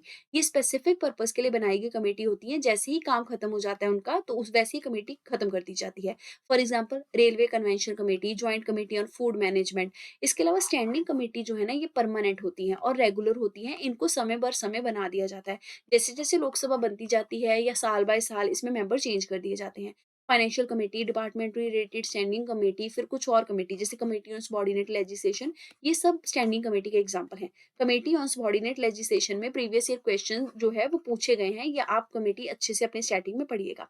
अब बात करते हैं डिटेल क्या है कमेटी की। तो देखिए, पब्लिक अकाउंट कमेटी सबसे पहले आपकी 1921 में बिफोर इंडिपेंडेंस बना दी गई थी। जब आपका मोंटैग चैम्सफोर्ड रिफॉर्म आया था 1919 में, उसके बाद ये कमेटी बनाई गई। इसमें आपके 22 से ज़्यादा जो मेंबर्स हैं वो नहीं होते हैं। 15 मेंबर लोकसभा से होते हैं, 7 मेंबर राज्यसभा से होते हैं। अगर फंक्शन देखे जाएँ तो ये रेवेन्यू को ऑडिट करती हैं, साथ में गवर्नमेंट ऑफ इंडिया के एक्सपेंडिचर को टेक केयर करती हैं। फिर है एस्टीमेट कमेटी, इसको आज़ादी के बाद 1950 में बनाया गया। इसमें लोकसभा से 30 मेंबर होते हैं, राज्यसभा का कोई मेंबर नहीं होता, है ना? तो इसके अलावा इसका काम क्या है कि ये एडमिनिस्ट्रेशन में कैसे एफिशिएंसी लाई जा सकती है, उसकी पॉलिसीज़ को रिकमेंड करती हैं। साथ में पैसा कहाँ से कहाँ जा रहा है, उसका एग्ज़ामिनेशन करती हैं, ताकि वो बेफिज़ूल खर्च ना हो, उसको करप्शन में वो पैसा ना घूमे, है ना? फिर parliamentary committee on official language है। यूनियन होम और कोऑपरेशन मिनिस्टर जो हैं, वो इसमें यूनानिमस तरीके से री-इलेक्ट किए गए हैं एज़ द चेयरपर्सन। तो दोनों इसकी चेयरपर्सन हैं, ये 1976 में बनाई गई थी। ऑफ़िशियल लैंग्वेज एक्ट 1963 के तहत इसको बनाया गया।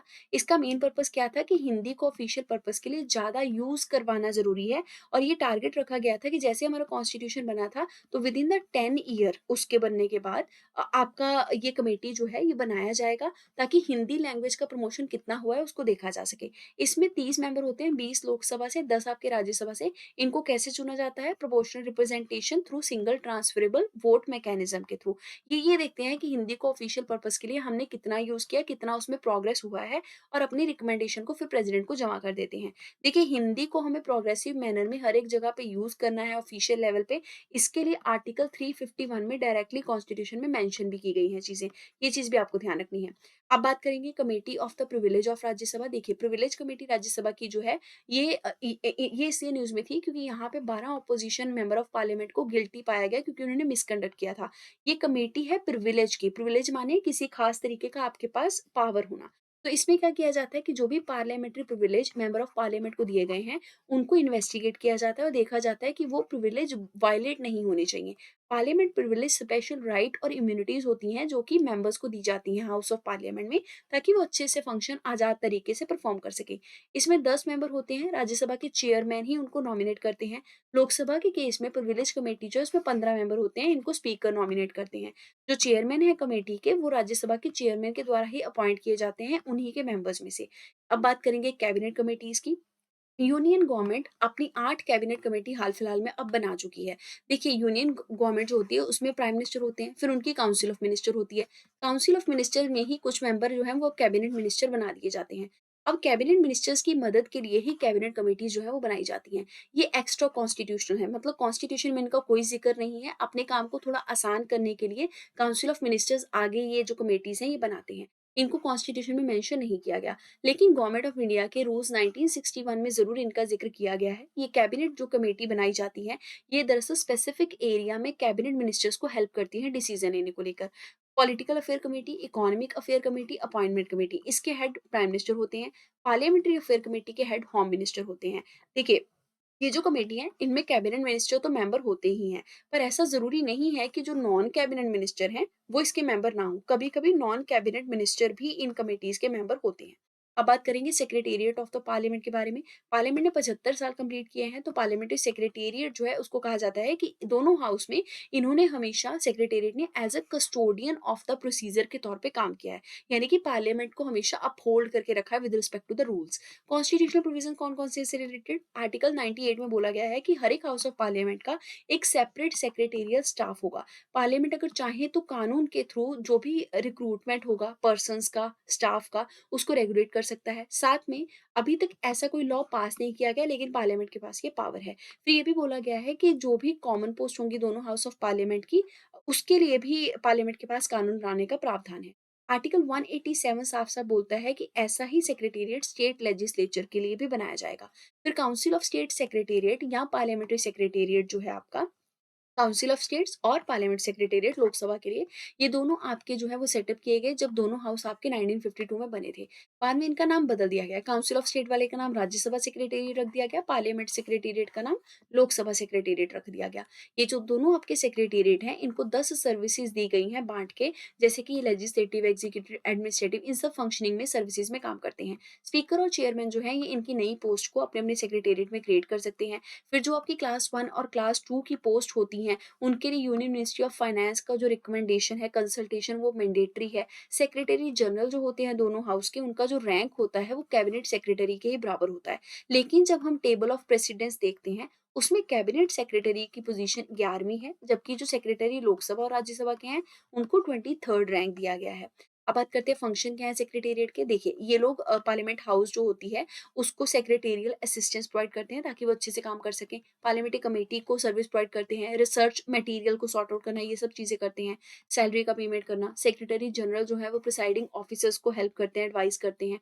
डे टू डे प्रोसीडिंग में भी ये रिपोर्ट बनाते हैं। स्ट्रक्चर की बात करें तो लोकसभा सेक्रेटेरिएट जो है उसमें जो स्पीकर होंगे लोकसभा के, उनके पास अल्टीमेट गाइडेंस या कंट्रोल रहेगा सेक्रेटेरिएट का। एडमिनिस्ट्रेटिव हेड सेक्रेटरी जनरल रहेंगे दोनों केसेस में, लेकिन राज्यसभा के केसेस में चेयरमैन होंगे जिनके पास कंट्रोल रहेगा। फिर रिक्रूटमेंट और कंडीशन ऑफ सर्विस अगर दोनों जगह में देखी जाए तो लोकसभा के और राज्यसभा के रूल के हिसाब से ही चलाई जाएगी। लेकिन ये जो रूल्स हैं ये प्रेसिडेंट के द्वारा आपके प्रोमulgate किए जाते हैं स्पीकर के साथ मिलकर। अब बात करते हैं कुछ और इंपॉर्टेंट न्यूज़ की। कैबिनेट सेक्रेटरी, देखिए appointment committee of the cabinet ने हाल फिलहाल में नए कैबिनेट सेक्रेटरी को 2 साल के टेन्योर के लिए अपॉइंट किया है। कैबिनेट सेक्रेटरी का जो पोजीशन है ये दरअसल अपॉइंट किया जाता है कमेटी के द्वारा। ये सीनियरिटी और मेरिट बेसिस पे अपॉइंटमेंट किया जाता है। इसके लिए गवर्नमेंट ऑफ इंडिया के रूल्स और गवर्नमेंट ऑफ इंडिया के 1961 के ट्रांजैक्शन ऑफ बिजनेस रूल के तहत ही एलोकेशन होता है। फंक्शन क्या है इनके? देखिए, ये एक मिनिस्टर्स जो होते हैं, डिफरेंट मिनिस्ट्रीज़ होती हैं, उनके बीच में कोऑर्डिनेशन का काम करवाते हैं। मिनिस्टर्स के बीच में डिफरेंसेस हैं, उनको सॉर्ट आउट करवाते हैं। ये एक्स ऑफिशियो चेयरमैन होते हैं सिविल सर्विस बोर्ड के। इस पॉइंट पे भी पीवाईक्यू प्रीवियस ईयर क्वेश्चन पूछा जा चुका है। देखिए, कैबिनेट सेक्रेटरी जो है, उनके पास कोई भी ऐसी अथॉरिटी नहीं होती है वर्किंग डिपार्टमेंट्स के ऊपर, क्योंकि ये जितने भी आपके सेक्रेटरी अलग-अलग डिपार्टमेंट्स में होते हैं, ये उनके बीच में जो ताल्लुकात है, कॉम्बिनेशन है, वो बना के रखते हैं, उनको कोऑर्डिनेट करवा के रखते हैं। अपने पास इनके कोई सिंगल डिपार्टमेंट जो है वो नहीं होता है। ये बाकी सारे सेक्रेटरीज़ के ऊपर एक तरीके से रूल करते हैं, उनको कोऑर्डिनेट करवाते हैं। प्रेज़िडेंट की बात करेंगे आगे। प्रेज़िडेंट ने पार्लियामेंट को अभी हाल-फिलहाल में 18th लोकसभा के दौरान एड्रेस किया। प्रेसिडेंट एड्रेस के लिए आर्टिकल 86 ये कहता है कि प्रेसिडेंट अगर चाहें तो दोनों हाउस ऑफ पार्लियामेंट को एक साथ या अलग-अलग तरीके से एड्रेस कर सकते हैं। अभी तक इस प्रावधान को कभी प्रेसिडेंट ने यूज़ नहीं किया। This is very important point. Article 87 ये कहता है कि 2 इंस्टेंसेस में प्रेसिडेंट को स्पेशली हाउस ऑफ पार्लियामेंट को एक साथ बिठाकर एड्रेस करना होगा। Together, very important. देखिए, अकेले-अकेले कभी एड्रेस नहीं किया इस आर्टिकल को यूज़ करके, लेकिन टुगेदर वाले में यूज़ किया है। कब करना है? जब भी जनरल इलेक्शन हो जाएगा, तो उसके बाद पहला सेशन जो होगा तो दोनों हाउस ऑफ पार्लियामेंट का एक साथ होगा, तब प्रेज़िडेंट एड्रेस करेंगे। इसके अलावा पहला सेशन जो हर साल का होगा, तब भी प्रेज़िडेंट दोनों हाउस को एक साथ एड्रेस करते हैं। ओरिजिनली आर्टिकल 87 का जो फर्स्ट प्रावधान है, वो ये कहता है कि प्रेज़िडेंट जो है, वो दोनों हाउस ऑफ पार्लियामेंट को जैसे ही सेशन कमेंस होता है, शुरू होता है, तब एड्रेस करेंगे। बाद में इसको फर्स्ट अमेंडमेंट एक्ट के तहत 1951 में अमेंड कर दिया गया और ये भी कहा गया कि जैसे ही आपके जनरल इलेक्शन होंगे, तब भी ये एड्रेसिंग करना पड़ेगा। अब बात करेंगे oath of member of parliament की। न्यूली जो इलेक्टेड एमपी हैं, उनको ओथ दिलवाया गया। आर्टिकल 99 कॉन्स्टिट्यूशन का कहता है कि जो भी एमपी बने हैं, उनको प्रेसिडेंट अगर चाहे तो ओथ दिलवाएँगे या फिर वो एक पर्सन को अपॉइंट करेंगे जो उनको ओथ दिलवाएगा। ये जो ओथ है, इसका प्रोसेस 3rd शेड्यूल में मेंशन किया गया है कॉन्स्टिट्यूशन के। कॉन्स्टिट्यूशन में टोटल 12 शेड्यूल हैं। ऐसे ही हमारा जो सैलरी का शेड्यूल है कि प्रेसिडेंट की जो आपकी सैलरी है एमपीज़ को वो कितनी जाएगी, ये सब सैलरी के प्रावधान की बात 2nd शेड्यूल ऑफ कॉन्स्टिट्यूशन में की गई है। आर्टिकल 104 में ये भी कहा गया है कि अगर कोई मेंबर एमपी नहीं है, तभी भी मतलब अगर कोई मेंबर ओथ नहीं लिया है, तब भी वो जाके हाउस में बैठ रहा है, वहाँ पे जाके वोटिंग कर रहा है, तो उसको फाइन लगेगा। ₹500 प्रति सेशन का उस पे फाइन लगा दिया जाएगा। ये फाइन उससे यूनियन गवर्नमेंट वसूलेगी। इसके लिए बस एक एक्सेप्शन है कि कोई भी इंडिविजुअल चाहे तो वो मिनिस्टर बन सकता है without being elected to the parliament, यानी कि बिना एमपी हुए भी कोई बंदा मिनिस्टर बन सकता है, लेकिन मैक्सिमम 6 महीने के लिए, 6 महीने के अंदर-अंदर उसको फिर एमपी की पोस्ट पानी पड़ती है, ठीक है? इसके अलावा ये भी कहा गया है कि क्योंकि वो एमपी नहीं है लेकिन मिनिस्टर है, तो वो प्रोसीडिंग ऑफ हाउस में बैठ सकता है, उसके ऊपर फाइन नहीं लगेगा। लेकिन जब वो ऐसे बैठ रहा है तो उसके पास वोटिंग का पावर नहीं होगा, क्योंकि वो एमपी नहीं है, वो सिंपली मिनिस्टर है, सीधा जाके वहाँ पे बैठ सकता है लेकिन वोट नहीं कर सकता। फिर जो भी आपकी ओथ या शपथ दिलवाई जाती है, वो आपकी जितनी 22 शेड्यूल्ड लैंग्वेजेज़ हैं हमारी, उनमें दिलवाई जाती है या फिर इंग्लिश में दिलवाई जाती है। 22 शेड्यूल लैंग्वेज से इंग्लिश को अलग क्यों लिखा गया है? क्योंकि 22 शेड्यूल लैंग्वेज में आपकी इंग्लिश नहीं आती है। ये 22 शेड्यूल लैंग्वेजेस को 8th schedule of Indian constitution में मेंशन किया गया है। आगे बात करते हैं इश्यूज रिलेटेड टू कॉन्स्टिट्यूशन के बारे में। सबसे पहले citizenship. Recently constitution bench of supreme court ने सेक्शन 6A जो है सिटीजनशिप एक्ट 1955 का, उसको वैलिडेट करार दिया है। सिटीजनशिप एक्ट 1955 जो है वो बताता है कि 5 तरीके से हम इंडिया की सिटीजनशिप एक्वायर कर सकते हैं। या तो हम यहाँ पे जन्म लिए हों, या फिर डिसेंडेंट हो हमारे यहाँ पे, यानी कि हमारे जो एंसेस्टर हैं वो यहीं पे रहने वाले हों, या हम रजिस्ट्रेशन के थ्रू ले सकते हैं, या नेचुरलाइजेशन के प्रोसेस के थ्रू, या फिर कोई टेरिटरी इंडिया में अगर जुड़ गई तो उससे हमें सिटीजनशिप मिल जाएगी। पर हमारे इंडिया में डुअल सिटीजनशिप का हक नहीं है। डुअल सिटीजनशिप का मतलब क्या हुआ कि आपके पास कंट्री का सिटीजनशिप अलग से है और जिस स्टेट में आप रहते हैं उस स्टेट का सिटीजनशिप अलग से है। इंडिया में कॉन्सेप्ट है सिंगल सिटीजनशिप का। डुअल सिटीजनशिप यूएसए, यूके और पाकिस्तान में चलती है। सेक्शन 6A जो है सिटीजनशिप एक्ट 1955 का, वो ये कहता है कि सिटीजनशिप अमेंडमेंट एक्ट 1985 के तहत जो प्रावधान ऐड किए गए थे, जिसमें बोला गया था कि असम अकॉर्ड के लिए जो मेमोरेंडम ऑफ सेटलमेंट जो है तय किया गया है, उसको बिल्कुल अप्लाई किया जाएगा। ये असम अकॉर्ड आपका सेंट्रल गवर्नमेंट और असम मूवमेंट के लीडर्स के बीच में साइन हुआ था। उसमें साफ बोला गया था कि ईस्ट पाकिस्तान जो अभी में बांग्लादेश है, अगर वहाँ से कोई भी पर्सन माइग्रेट होके इंडिया के अंदर आया है, खास करके असम के अंदर आया है, कब आया है? 1966 जनवरी से लेकर 24 मार्च 1971 तक, तो उसको सिटीजनशिप का हक है। लेकिन अगर वो 1971 के बाद आया है, क्यों 1971 हमने यहाँ बोला? क्योंकि तब आपका बांग्लादेश जो है वो पाकिस्तान से अलग हो रहा था, बांग्लादेश वॉर चल रही थी। वॉर के दौरान बहुत सारे माइग्रेंट असम में और नॉर्थ ईस्टर्न स्टेट में आके एंटर कर गए। तो हम उनको वॉर के दौरान जो घुसे हैं, उनको थोड़ी ना सिटीज़नशिप तुरंत दे देंगे। तो कहा ये गया कि 1971 से पहले जो भी आए माइग्रेंट हैं, उनको पक्का सिटीज़नशिप जो है वो मिलेगा, लेकिन उसके लिए उनको 10 साल देश के अंदर रहना होगा, ठीक है? उसके बाद उनको मिलेगा। लेकिन 1971 के बाद के लिए जो आए हैं माइग्रेंट, उनको ऐसा प्रावधान जो है वो नहीं दिया गया अमेंडमेंट एक्ट 1985 में। फिर आया सिटीजनशिप अमेंडमेंट एक्ट 2019, जिसने 1955 के एक्ट को भी अमेंड कर दिया। अब इस अमेंडमेंट में क्या हुआ था, ये अगली न्यूज़ में देखेंगे। अब यहाँ एक केस है फॉरेन ट्रिब्यूनल का, जो अच्छे से आपको समझना है। दरअसल ये क्यों न्यूज़ में है? असम के अंदर बहुत सारे ऐसे माइग्रेंट हैं जिनको कि नेशनल रजिस्ट्रार बन रहा है सिटीजन्स का, जिनको उस रजिस्टर में शामिल नहीं किया गया, मतलब उनको सिटीजनशिप नहीं दी गई है। तो फॉरेन ट्रिब्यूनल के पास ना फिर उनका केस जाता है। अगर फॉरेन ट्रिब्यूनल ये कह देता है कि ये फॉरेनर हैं, तभी उनको फॉरेनर क्लासिफाई किया जाएगा। अदरवाइज़ ज़रूरी नहीं है कि अगर ने जो आपका रजिस्टर बन रहा है सिटीज़न्स का, अगर उसमें उनका नाम नहीं है तो वो फॉरेनर डिक्लेयर हो गए। वो फॉरेनर तभी डिक्लेयर होंगे अगर ट्रिब्यूनल ने उनको डिक्लेयर किया। अदरवाइज़ वो इंडिया में रेज़िडेंट रहेंगे, और अगर 10 साल पूरे कर लेते हैं तो आम-सी बात है, उनको फिर सिटीज़नशिप जो है वो मिल जाएगी, ठीक है? क्योंकि यहाँ हमने देखा कि 71 से पहले से आए हुए हैं और 10 साल पूरे कर लिए तो सिटीजनशिप मिलेगी, ठीक है? सुप्रीम कोर्ट ने असम फॉरेन ट्रिब्यूनल का एक डिसीजन आया था, उसको ओवरटर्न कर दिया, यानी इनवैलिड करार देते हुए ये कहा कि जो स्टेट के रेज़िडेंट हैं, उनको सिटीजन का दर्जा आपको देना चाहिए या देना होगा। फॉरेन ट्रिब्यूनल जो है ये क्वाज़ी जुडिशियल बॉडी होती हैं। फॉरेन ट्रिब्यूनल ऑर्डर 1964 के तहत बनाई गई थी। इसमें ये कहा गया था कि जो भी फॉरेन ट्रिब्यूनल आपके बनाए गए हैं, उनके पास पावर रहेगा, किसी भी पर्सन को फॉरेनर डिक्लेयर कर देंगे। अगर किसी पर्सन को नेशनल रजिस्टर ऑफ सिटीजन में शामिल नहीं किया गया है, तो वो सीधा-सीधा फॉरेनर नहीं बन जाएगा। कब तक नहीं बनेगा? जब तक कि फॉरेन ट्रिब्यूनल उसको फॉरेनर डिक्लेयर नहीं करता। तो असम के अंदर ये जो आपका रजिस्टर बना है, अगर इसके अंदर किसी पर्सन को शामिल नहीं भी किया गया, तो उस पर्सन को आप फॉरेनर नहीं कह सकते। सुप्रीम कोर्ट ने यही कहा, क्योंकि वो रेज़िडेंट है उस राज्य का, तो आप उसको इंडियन सिटीजन का दर्जा दीजिए, अगर वो फॉरेनर नहीं है आपके हिसाब से। तो ऐसा नहीं है कि उसको लटका के रखिए। पावर क्या है फॉरेन ट्रिब्यूनल के पास, कि ये सिविल कोर्ट के तौर पे काम करते हैं, कोड ऑफ सिविल प्रोसीजर को ये फॉलो करते हैं। अब बात करते हैं सिटीजनशिप अमेंडमेंट रूल्स के बारे में, जो आपके 2024 में आए। मिनिस्ट्री ऑफ होम अफेयर ने सिटीजनशिप रूल 2009 को अमेंड कर दिया और नए रूल्स को लागू कर दिया। इससे हमारा सिटीजनशिप अमेंडमेंट एक्ट 2019 लागू हो गया। अब इस अमेंडमेंट में रूल्स क्या हैं? सबसे पहले तो अगर सिटीजनशिप के लिए अप्लाई करना है रजिस्ट्रेशन के थ्रू, तो उसमें क्या होना चाहिए कि सबसे पहले तो आप इंडियन ओरिजिन के पर्सन होने चाहिए, आप इंडियन सिटीजन से मैरिड होने चाहिए, या माइनर चाइल्ड होने चाहिए किसी इंडियन सिटीजन के, या आपके जो पेरेंट्स हैं वो इंडियन सिटीजन के तौर पे रजिस्टर होने चाहिए, या आपका एक पेरेंट सिटीजन होना चाहिए आज़ाद इंडिया का, इंडिपेंडेंट इंडिया का, जब इंडिया आज़ाद हुआ था, या फिर आप overseas citizen of India card holder होने चाहिए। उसका रजिस्ट्रेशन आपके पास होना चाहिए, तभी आप रजिस्ट्रेशन कर सकते हैं सिटीजनशिप के लिए by the process of naturalisation. कुछ और क्वालिफिकेशन, अगर आप नेचुरलाइजेशन से सिटीजनशिप पाना चाहते हो इंडिया की, तो सबसे पहले एफिडेविट प्रेजेंट करना होगा, जिसमें साफ-साफ आपको स्टेटमेंट देनी पड़ेगी, करेक्ट एप्लीकेशन देना पड़ेगा और एक एफिडेविट देना पड़ेगा, जिसको आपको टेस्टिफाई करना पड़ेगा। फिर आपके पास 8th शेड्यूल में, हमारी क्योंकि 22 लैंग्वेज हैं, उनमें से एक लैंग्वेज का आपके पास नॉलेज जो है वो होना चाहिए।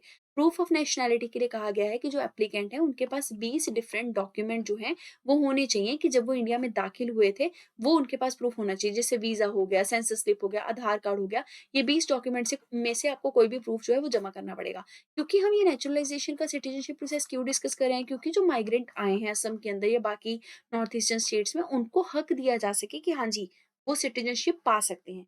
इसलिए हम यहाँ पे ये डिस्कस कर रहे हैं, है ना?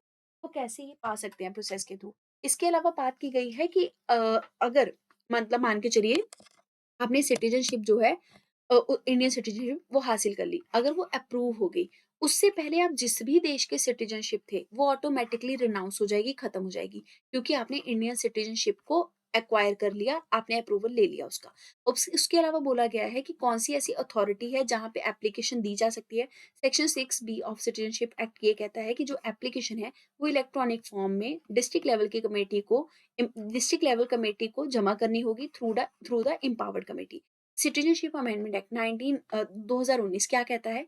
इसमें 4 कंडीशन दी गई हैं कि जो भी इल्लीगल माइग्रेंट कभी इंडिया के अंदर दाखिल हुए थे, उनको सिटीजनशिप का हक दिया जाएगा अंडर सर्टेन कंडीशन। पहली चीज़ तो वो हिंदू, सिख, बुद्धिस्ट, जैन, पारसी और क्रिश्चियन अगर हैं तो सिटीजनशिप का हक मिलेगा आगे चल के। कैसे मिलेगा ये देखेंगे, पर मुस्लिम्स को ये हक कभी नहीं मिलेगा, ठीक है? क्योंकि यहाँ मुस्लिम्स ना नहीं लिखा गया है, ठीक है? इसके अलावा वो अफ़गानिस्तान से होने चाहिए, बांग्लादेश से या पाकिस्तान से, और वो हमारे देश में दाखिल कब हुए हों? 31 दिसंबर 2014 से पहले अगर वो हमारे देश में दाखिल हुए हैं, भले ही इल्लीगल माइग्रेंट हैं, तो उनको सिटीजनशिप का हक दिया जा सकता है। और वो किसी सर्टेन ट्राइबल एरियाज़ जैसे असम, मेघालय, मिज़ोरम, त्रिपुरा जो 6th शेड्यूल के एरियाज़ हैं, वहाँ पे नहीं रहे होने चाहिए। वहाँ पे इल्लीगल तरीके से वो ना रह रहे हों तो सिटीजनशिप का हक मिलेगा। साथ में वो इनर लाइन परमिट का जो एरिया है अरुणाचल प्रदेश, मिज़ोरम और नागालैंड में, वहाँ पे भी रहे नहीं होने चाहिए, तभी सिटीजनशिप का हक मिलेगा। देखिए 6th शेड्यूल के ऊपर हम लोगों ने क्विक बिट में वीडियो डिस्कस किया है, 6th और 5th शेड्यूल दोनों पे। इस वीडियो को ज़रूर देखिएगा, बहुत अच्छे से डिस्कस किया है, आपको ये बेनिफिट करेगा कि 6th शेड्यूल और 5th शेड्यूल में क्या डिफरेंस है। तो देखिए, इसके अलावा ये कहा गया कि सेंट्रल गवर्नमेंट जो है उसने कुछ माइग्रेंट को एग्जम्पशन भी दिया है। जैसे कि उनके ऊपर जो पेनल्टी लगनी थी क्योंकि वो इल्लीगल तरीके से आए थे, वो पेनल्टी उनके ऊपर नहीं लगेगी। फिर नेचुरलाइज़ेशन के प्रोसेस के थ्रू जो उनको सिटीज़नशिप मिलती थी कि पहले उनको 11 साल रहना पड़ता था, तब वो अप्लाई करते थे सिटीज़नशिप के लिए। अब वो टाइम 5 साल कर दिया कि 5 साल रहो, भले माइग्रेंट हो लेकिन उसके बाद सिटीज़नशिप मिल जाएगा। ओवरसीज़ सिटीज़न ऑफ इंडिया के लिए क्या कह दिया गया कि सेंट्रल गवर्नमेंट जो है वो अगर चाहे तो ओवरसीज़ सिटीज़न ऑफ इंडिया का रजिस्ट्रेशन कैंसल कर सकती है 5 ग्राउंड पे। कब कैंसल कर सकती है? पहली चीज़ तो अगर सिटीज़नशिप फ्रॉड से ली है, अगर रजिस्ट्रेशन फ्रॉड से करवाया है, साथ में कॉन्स्टिट्यूशन के खिलाफ बात कर रहे हो, इसके अलावा एनिमी के साथ वॉर के दौरान एंगेज हुए, या फिर इंडिया का सॉवरेनिटी इससे इफेक्ट हो रहा है तो भी सिटीजन ये जो ओसीआई है वो कैंसिल हो जाएगा। फिर with in the 5 year of OCI registration अगर किसी भी जगह पे आपको 2 साल या उससे ज्यादा का इम्प्रिजनमेंट हो गया तो भी आपका ओसीआई जो है वो कैंसिल हो जाएगा।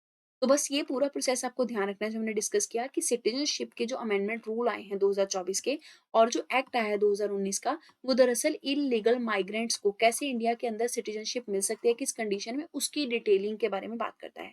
ओवरसीज सिटीजन ऑफ इंडिया की बात करेंगे। मिनिस्ट्री ऑफ एक्सटर्नल अफेयर ने overseas citizen of India card holder के लिए कंसर्न दर्शाते हुए ये कहा है कि उनको फॉरनर्स के तौर पे रिक्लासिफाई किया जाएगा। ओसीआई कार्ड होल्डर जो है उनकी स्कीम को इंट्रोड्यूस किया गया था सिटीजनशिप एक्ट 1955 को 2005 में अमेंड करके।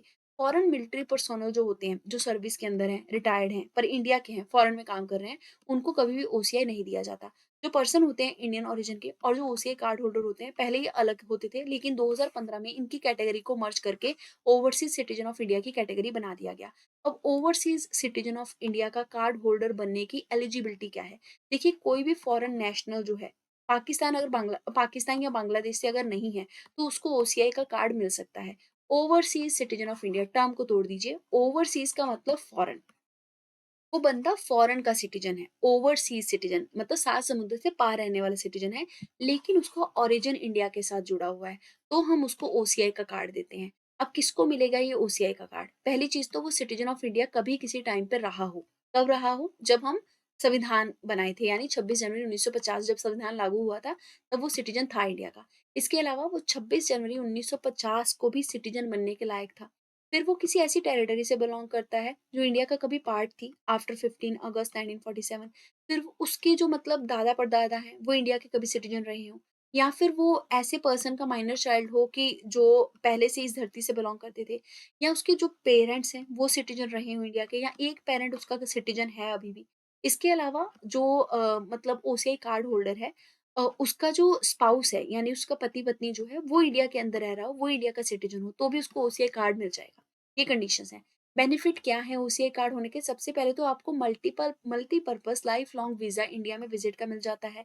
एनआरआई के साथ काफ़ी इक्वल राइट्स मिल जाते हैं, फाइनेंशियल, इकोनॉमिक और एजुकेशनल राइट। लेकिन जो एनआरआई हैं वो एग्रीकल्चर या प्लांटेशन लैंड खरीद सकते हैं, लेकिन जो आपके ओसीआई कार्ड होल्डर होते हैं ना, वो एग्रीकल्चर या प्लांटेशन का लैंड नहीं खरीद सकते। फिर इंडियन सिटीजनशिप जो है ना, वो भी ओसीआई कार्ड होल्डर को मिल जाती है अगर वो 5 साल इंडिया के अंदर अपनी कंप्लीट करते हैं रह के। कंडीशन यही होती है कि 5 साल में से 1 साल तो वो लगातार इंडिया के अंदर रहने होने चाहिए बिफोर मेकिंग द एप्लीकेशन। फिर इसके अलावा नेशनल पेंशन स्कीम में भी वो खुद को दर्ज करवा सकते हैं at the equivalent with non resident Indians. Restriction क्या है इनके ऊपर? सबसे पहले तो जो ओसीआई के कार्ड होल्डर है उनको पॉलिटिकल राइट नहीं मिलता, वो वोट नहीं कर सकते। इसके अलावा वो कभी भी इंडियन कॉन्स्टिट्यूशनल पोस्ट पे पोजीशन के लिए अप्लाई नहीं कर सकते, यानी वो प्रेसिडेंट नहीं बन सकते, वाइस प्रेसिडेंट, जज, सुप्रीम कोर्ट के, हाई कोर्ट के नहीं बन सकते। ये आर्टिकल्स ध्यान रखिएगा। प्रेसिडेंट का आर्टिकल 58, वाइस प्रेसिडेंट का 66, जज of supreme court 124, high court 217। इसके अलावा लोकसभा, राज्यसभा, लेजिस्लेटिव असेंबली या काउंसिल के मेंबर भी वो नहीं चुने जा सकते। उनको जो इक्वालिटी ऑफ अपॉर्चुनिटी है वो दी जाएगी with respect to the public employment, article 16 में जो लिखा गया है। लेकिन इस पब्लिक एम्प्लॉयमेंट के चलते वो यूपीएससी की जो पोस्ट होती हैं, पब्लिक सर्विस की पोजीशन होती हैं, उनमें अप्लाई नहीं कर सकते, डेजिग्नेटेड पोस्ट पे अप्लाई नहीं कर सकते। फिर अगर उनको रिसर्च करनी है, माउंटेनियरिंग एक्टिविटी करनी है, मिशनरी पे जाना है, जर्नलिज्म करना है, तो उनको अप्रूवल लेना पड़ता है स्पेशली। ये रिस्ट्रिक्शंस हैं। बात करेंगे रिजर्वेशन और अफर्मेटिव एक्शंस के बारे में। यूएसए की नंबर ऑफ ऐसी स्टेट्स अभी हाल फिलहाल में देखने को मिली है जिन्होंने अपने यूनिवर्सिटी कैंपस के अंदर ना थोड़ा सा अफर्मेटिव एक्शन लिया है, ताकि वो जो हिस्टोरिकली ऑप्रेस्ड ग्रुप हैं, दबे हुए तगबे तगबे के जो लोग हैं, उनको थोड़ा सा वो रिप्रेजेंटेशन दे सकें, जैसे कि इक्वल तरीके से ऑप्रेस्ड लोगों को एजुकेशन और एम्प्लॉयमेंट में लेके आ सकें। अब रिजर्वेशन और अफर्मेटिव जो एक्शन है वो इंडिया के अंदर भी लिए जाते हैं। इंडिया और यूएसए में क्या डिफरेंस है with respect to the reservation? सबसे पहले इंडिया में अगर देखा जाए तो कॉन्स्टिट्यूशन में स्पेसिफिकली मेंशन किया गया है कि अफर्मेटिव एक्शन क्या होते हैं, एक्सप्लिसिट मेंशन है। यूएसए में ऐसा कुछ मेंशनिंग कॉन्स्टिट्यूशन में नहीं दिया गया है, लेकिन 14th अमेंडमेंट में एक क्लॉज डाला गया कि अफर्मेटिव एक्शन होते क्या है उसको बताया गया। इंडिया के अंदर पर्पस दिखा गया है कि हिस्टोरिकल इनजस्टिस अगर हुआ है उसको एड्रेस करने के लिए अफर्मेटिव एक्शन लिए जा सकते हैं, जैसे अनटचेबिलिटी के खिलाफ लिए गए। यूएसए में बोला गया है कि अगर माइनॉरिटी ग्रुप्स और वुमेन के साथ डिस्क्रिमिनेशन हुआ तो रिजर्वेशन अफर्मेटिव एक्शन लिए जाएंगे। टारगेटेड ग्रुप इंडिया के अंदर सोशली और एजुकेशनली बैकवर्ड क्लास और इकोनॉमिकली वीकर सेक्शन है। यूएसए में ये अफ्रीकन, अमेरिकन, हिस्पैनिक्स ये सब है। सिस्टम क्या है इंडिया के अंदर? हम लोग कोटा सिस्टम या कोटा दे देते हैं, रिजर्वेशन कोटा। यूएसए में डाइवर्सिटी, इक्विटी और इंक्लूजन के प्रोग्राम चला के उनको अफर्मेटिव एक्शन दिए जाते हैं। प्रोविजन क्या है इंडिया में? आर्टिकल 15-16 में साफ लिखा गया है रिजर्वेशन के बारे में। आर्टिकल 15 कहता है स्टेट अगर चाहे तो स्पेशल प्रोविजन दे सकता है for the advancement of the social educational backward citizen और SC ST। आर्टिकल 16 कहता है स्टेट अगर चाहे तो रिजर्वेशन दे सकता है इन द जॉब्स ऑल्सो, किनको? जो बैकवर्ड क्लास ऑफ सिटीजन है। लेकिन यूएसए में क्या है, एग्जीक्यूटिव ऑर्डर जारी किया जाता है जिससे उनको कुछ हक दिए जाते हैं। अपर सीलिंग की बात करें तो इंडिया के अंदर रिजर्वेशन केवल 50% तक मैक्सिमम सीलिंग तय की गई है।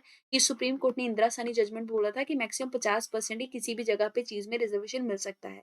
लेकिन यूएसए में ऐसी कोई अपर लीगल लिमिट नहीं है। बात करेंगे सब क्लासिफिकेशन ऑफ शेड्यूल कास्ट के बारे में। रिसेंटली सुप्रीम कोर्ट ने state of Punjab and other versus Devinder Singh case में ये कहा कि अगर शेड्यूल्ड कास्ट का सब क्लासिफिकेशन किया जा सकता है तो वो सही चीज है, क्योंकि इससे शेड्यूल कास्ट के अंदर जो मोर बैकवर्ड लोग हैं उनको अच्छे से कोटा मिलेगा, उनको अच्छे से बेनिफिट मिलेंगे। जजमेंट में ये कहा गया है क्योंकि शेड्यूल कास्ट को हम लोग आर्टिकल 341 में नोटिफाई करते हैं, तो बहुत सारे लोग हैं, हेट्रोजेनस ग्रुप हैं शेड्यूल कास्ट के अंदर भी। शेड्यूल कास्ट के अंदर भी ऐसा होगा कि कुछ रिच होंगे, कुछ पुअर होंगे, कुछ और पुअर होंगे। तो डिफरेंट रेस और ट्राइब भी आपके SC के अंदर रहती हैं। इनका डिग्री ऑफ बैकवर्डनेस जो है ये वेरी करता है ना। तो आर्टिकल 341 का जो फर्स्ट क्लॉज है वो ये कहता है कि प्रेसिडेंट के पास पावर होती है कि वो किसी भी स्टेट और यूनियन टेरिटरी में किसी भी ट्राइब, रेस और कास्ट को SC डिक्लेयर कर सकते हैं। उसके अलावा अगर सब क्लासिफिकेशन करना है कि ज्यादा गरीब कौन है, डिग्री ऑफ बैकवर्डनेस को टेक केयर करना है, तो अगर ये किया भी जाता है तो ये आर्टिकल 341 के सेकंड प्रोविजन को वायलेट नहीं करता है, क्योंकि आप कास्ट को उसकी लिस्ट से निकाल नहीं रहे हो। आप बस कास्ट को कैटेगराइज करके बता रहे हो कि कौन ज्यादा बैकवर्ड है उस क्लास में, कौन कम बैकवर्ड है। आर्टिकल 341 का जो सेकंड प्रोविजन है वो ये कहता है कि प्रेसिडेंट, देखिए पहला प्रावधान कहता है प्रेसिडेंट जो है वो बताएंगे कि कौन सी कास्ट SC है। सेकंड प्रावधान ये कहता है कि पार्लियामेंट के पास ही आगे चल के ये पावर है कि पार्लियामेंट बाय लॉ किसी भी कास्ट, रेस और ट्राइब को SC लिस्ट से निकाल सकता है या शामिल कर सकता है। तो लिस्ट को मॉडिफाई करने का अधिकार पार्लियामेंट के पास है। पहली बार में किसी को डिक्लेयर करना SC, इसका अधिकार प्रेसिडेंट के पास है। ठीक है। अब बात करते हैं कि सब क्लासिफिकेशन से क्या होगा। आम सी बात है, इक्वालिटी ऑफ अपॉर्चुनिटी जनरेट होगी, बैकवर्ड क्लासेस को ज्यादा अपॉर्चुनिटी मिलेंगी। सब्सटेंटिव इक्वालिटी का मतलब क्या होता है कि आप किसी के डिफरेंट बैकग्राउंड्स को और उसके साथ जो इनजस्टिस हुआ है उसको टेक केयर कर रहे हो जब भी उसके लिए कोई कानून बना रहे हो। तो ये चीज इससे आएगी, है ना। इसके अलावा इन एडिक्वेट रिप्रेजेंटेशन कुछ कास्ट को अभी भी रहता है, मतलब मोर बैकवर्ड जो होते हैं SC में उनको कई बार रिप्रेजेंटेशन नहीं मिलता। तो इस चीज से क्या होगा, सब कैटेगराइजेशन से जो आपके बैकवर्ड है वो थोड़ा आगे आ पाएंगे। इसके लिए स्टेट को एक चीज़ ज़रूर करनी होगी कि जिनके पास अभी भी रिप्रेजेंटेशन नहीं है, उसके लिए डाटा कलेक्ट करना होगा। ये data services of the state के अंडर कलेक्ट किया जाएगा। इसके अलावा स्टेट जो है वो पॉलिटिकल अपना इंटरेस्ट कोई सर्व करती हुई नहीं होनी चाहिए फॉर द सब कैटेगराइज़ेशन। अगर सब कैटेगराइज़ेशन किया भी गया है तो उसको जुडिशियल रिव्यू के तहत रखा जाएगा। कोर्ट ने ये भी कहा कि जब भी सब क्लासिफिकेशन होगा तो स्टेट को 100% रिजर्वेशन सब क्लास के लिए नहीं दे देना है। सब क्लास को कुछ सर्टेन परसेंटेज ही देना है। कोर्ट ने कहा कि सब क्लासिफिकेशन इससे पहले भी किया जा चुका है, जो आपके ओबीसी थे, उनको सब क्लासिफिकेशन के तहत डाला गया था। तो इसी तरीके से अगर हम लोग सोशली और एजुकेशनली बैकवर्ड क्लासेस को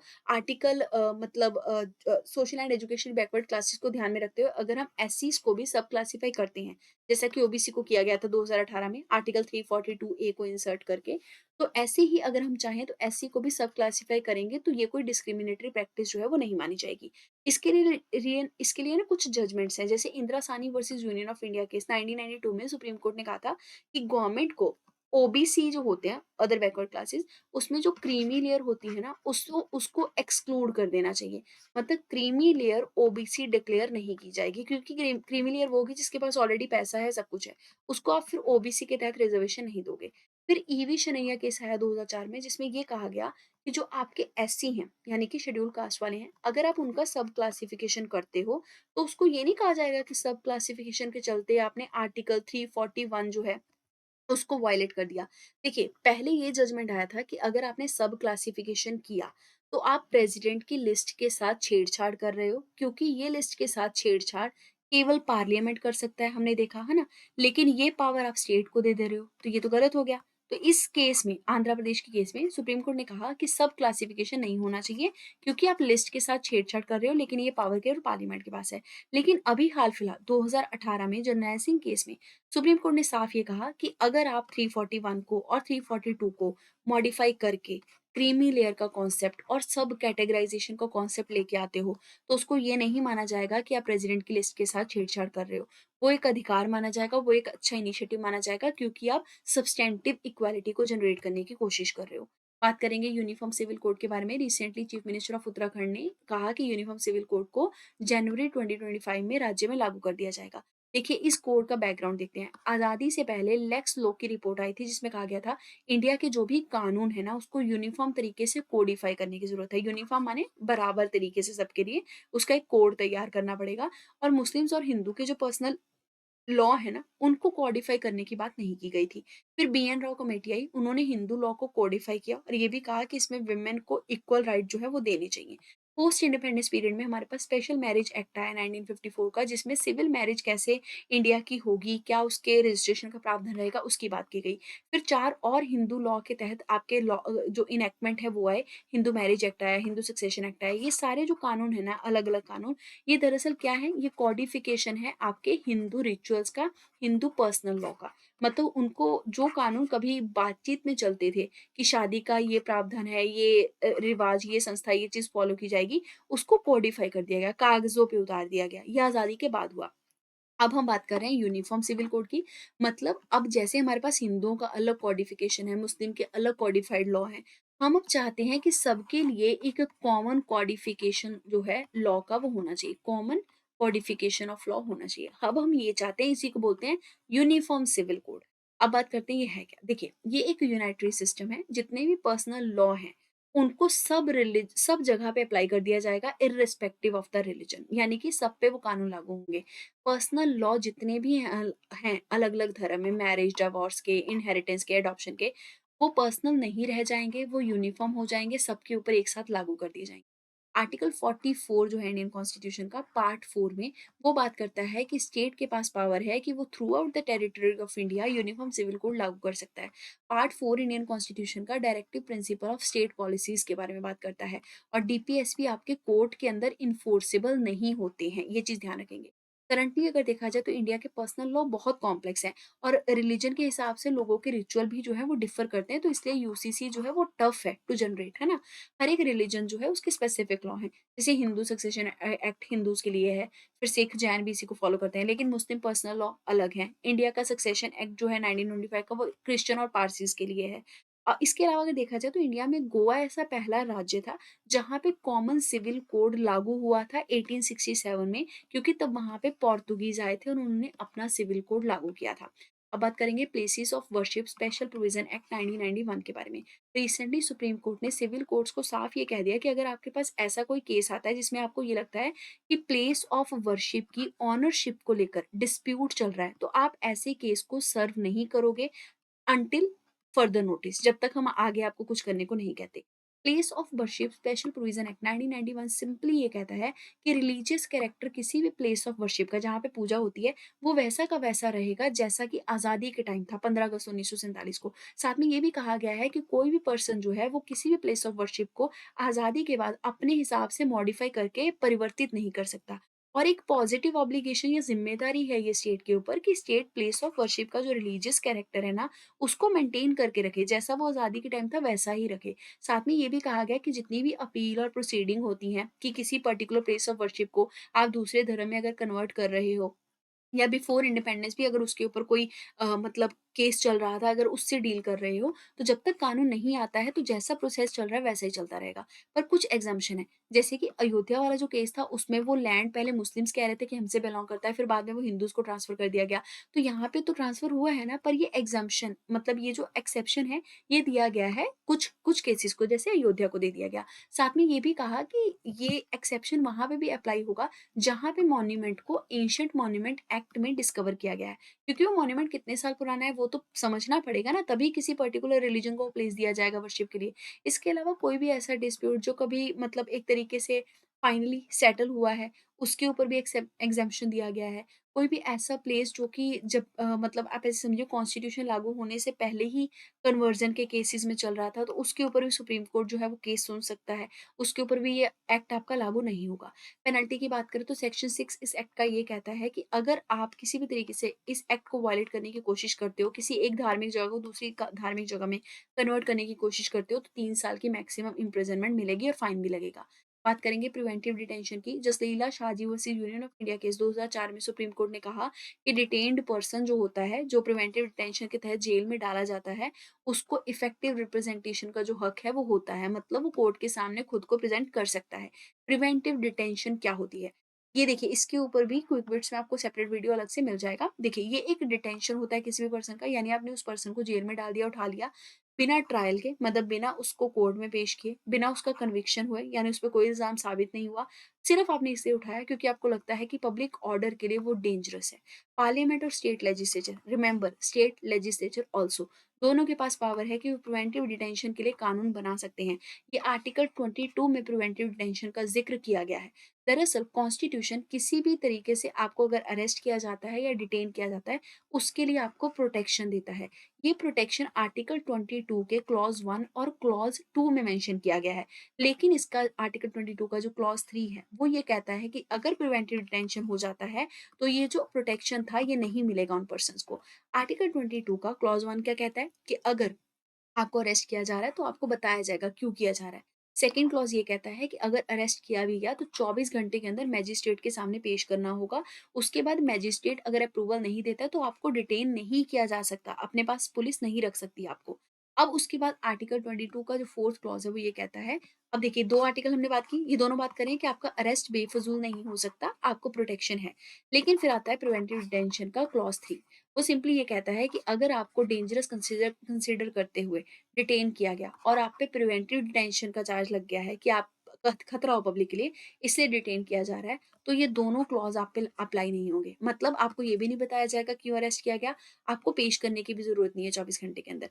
अब ये भी, पर हाँ कुछ हक दिए गए हैं, जैसे ये कहा गया कि अगर डिटेंशन 3 महीने से ज्यादा का करना है तो एक बोर्ड का अप्रूवल लगेगा। इस बोर्ड में स्टेट के कुछ मेंबर्स होंगे, साथ में रिटायर्ड जज और ब्यूरोक्रेट होंगे। फिर आर्टिकल 22 का 5th क्लॉज ये कहता है कि जो भी ग्राउंड फॉर डिटेंशन है, भले प्रिवेंटिव डिटेंशन हुआ है, जितनी जल्दी हो सके आप उस डिटेंशन ऑर्डर के चलते ग्राउंड ऑफ डिटेंशन का नोटिफिकेशन उस इंसान को देंगे, उस इंसान को बताने की कोशिश करेंगे कि उसको क्यों डिटेन किया गया।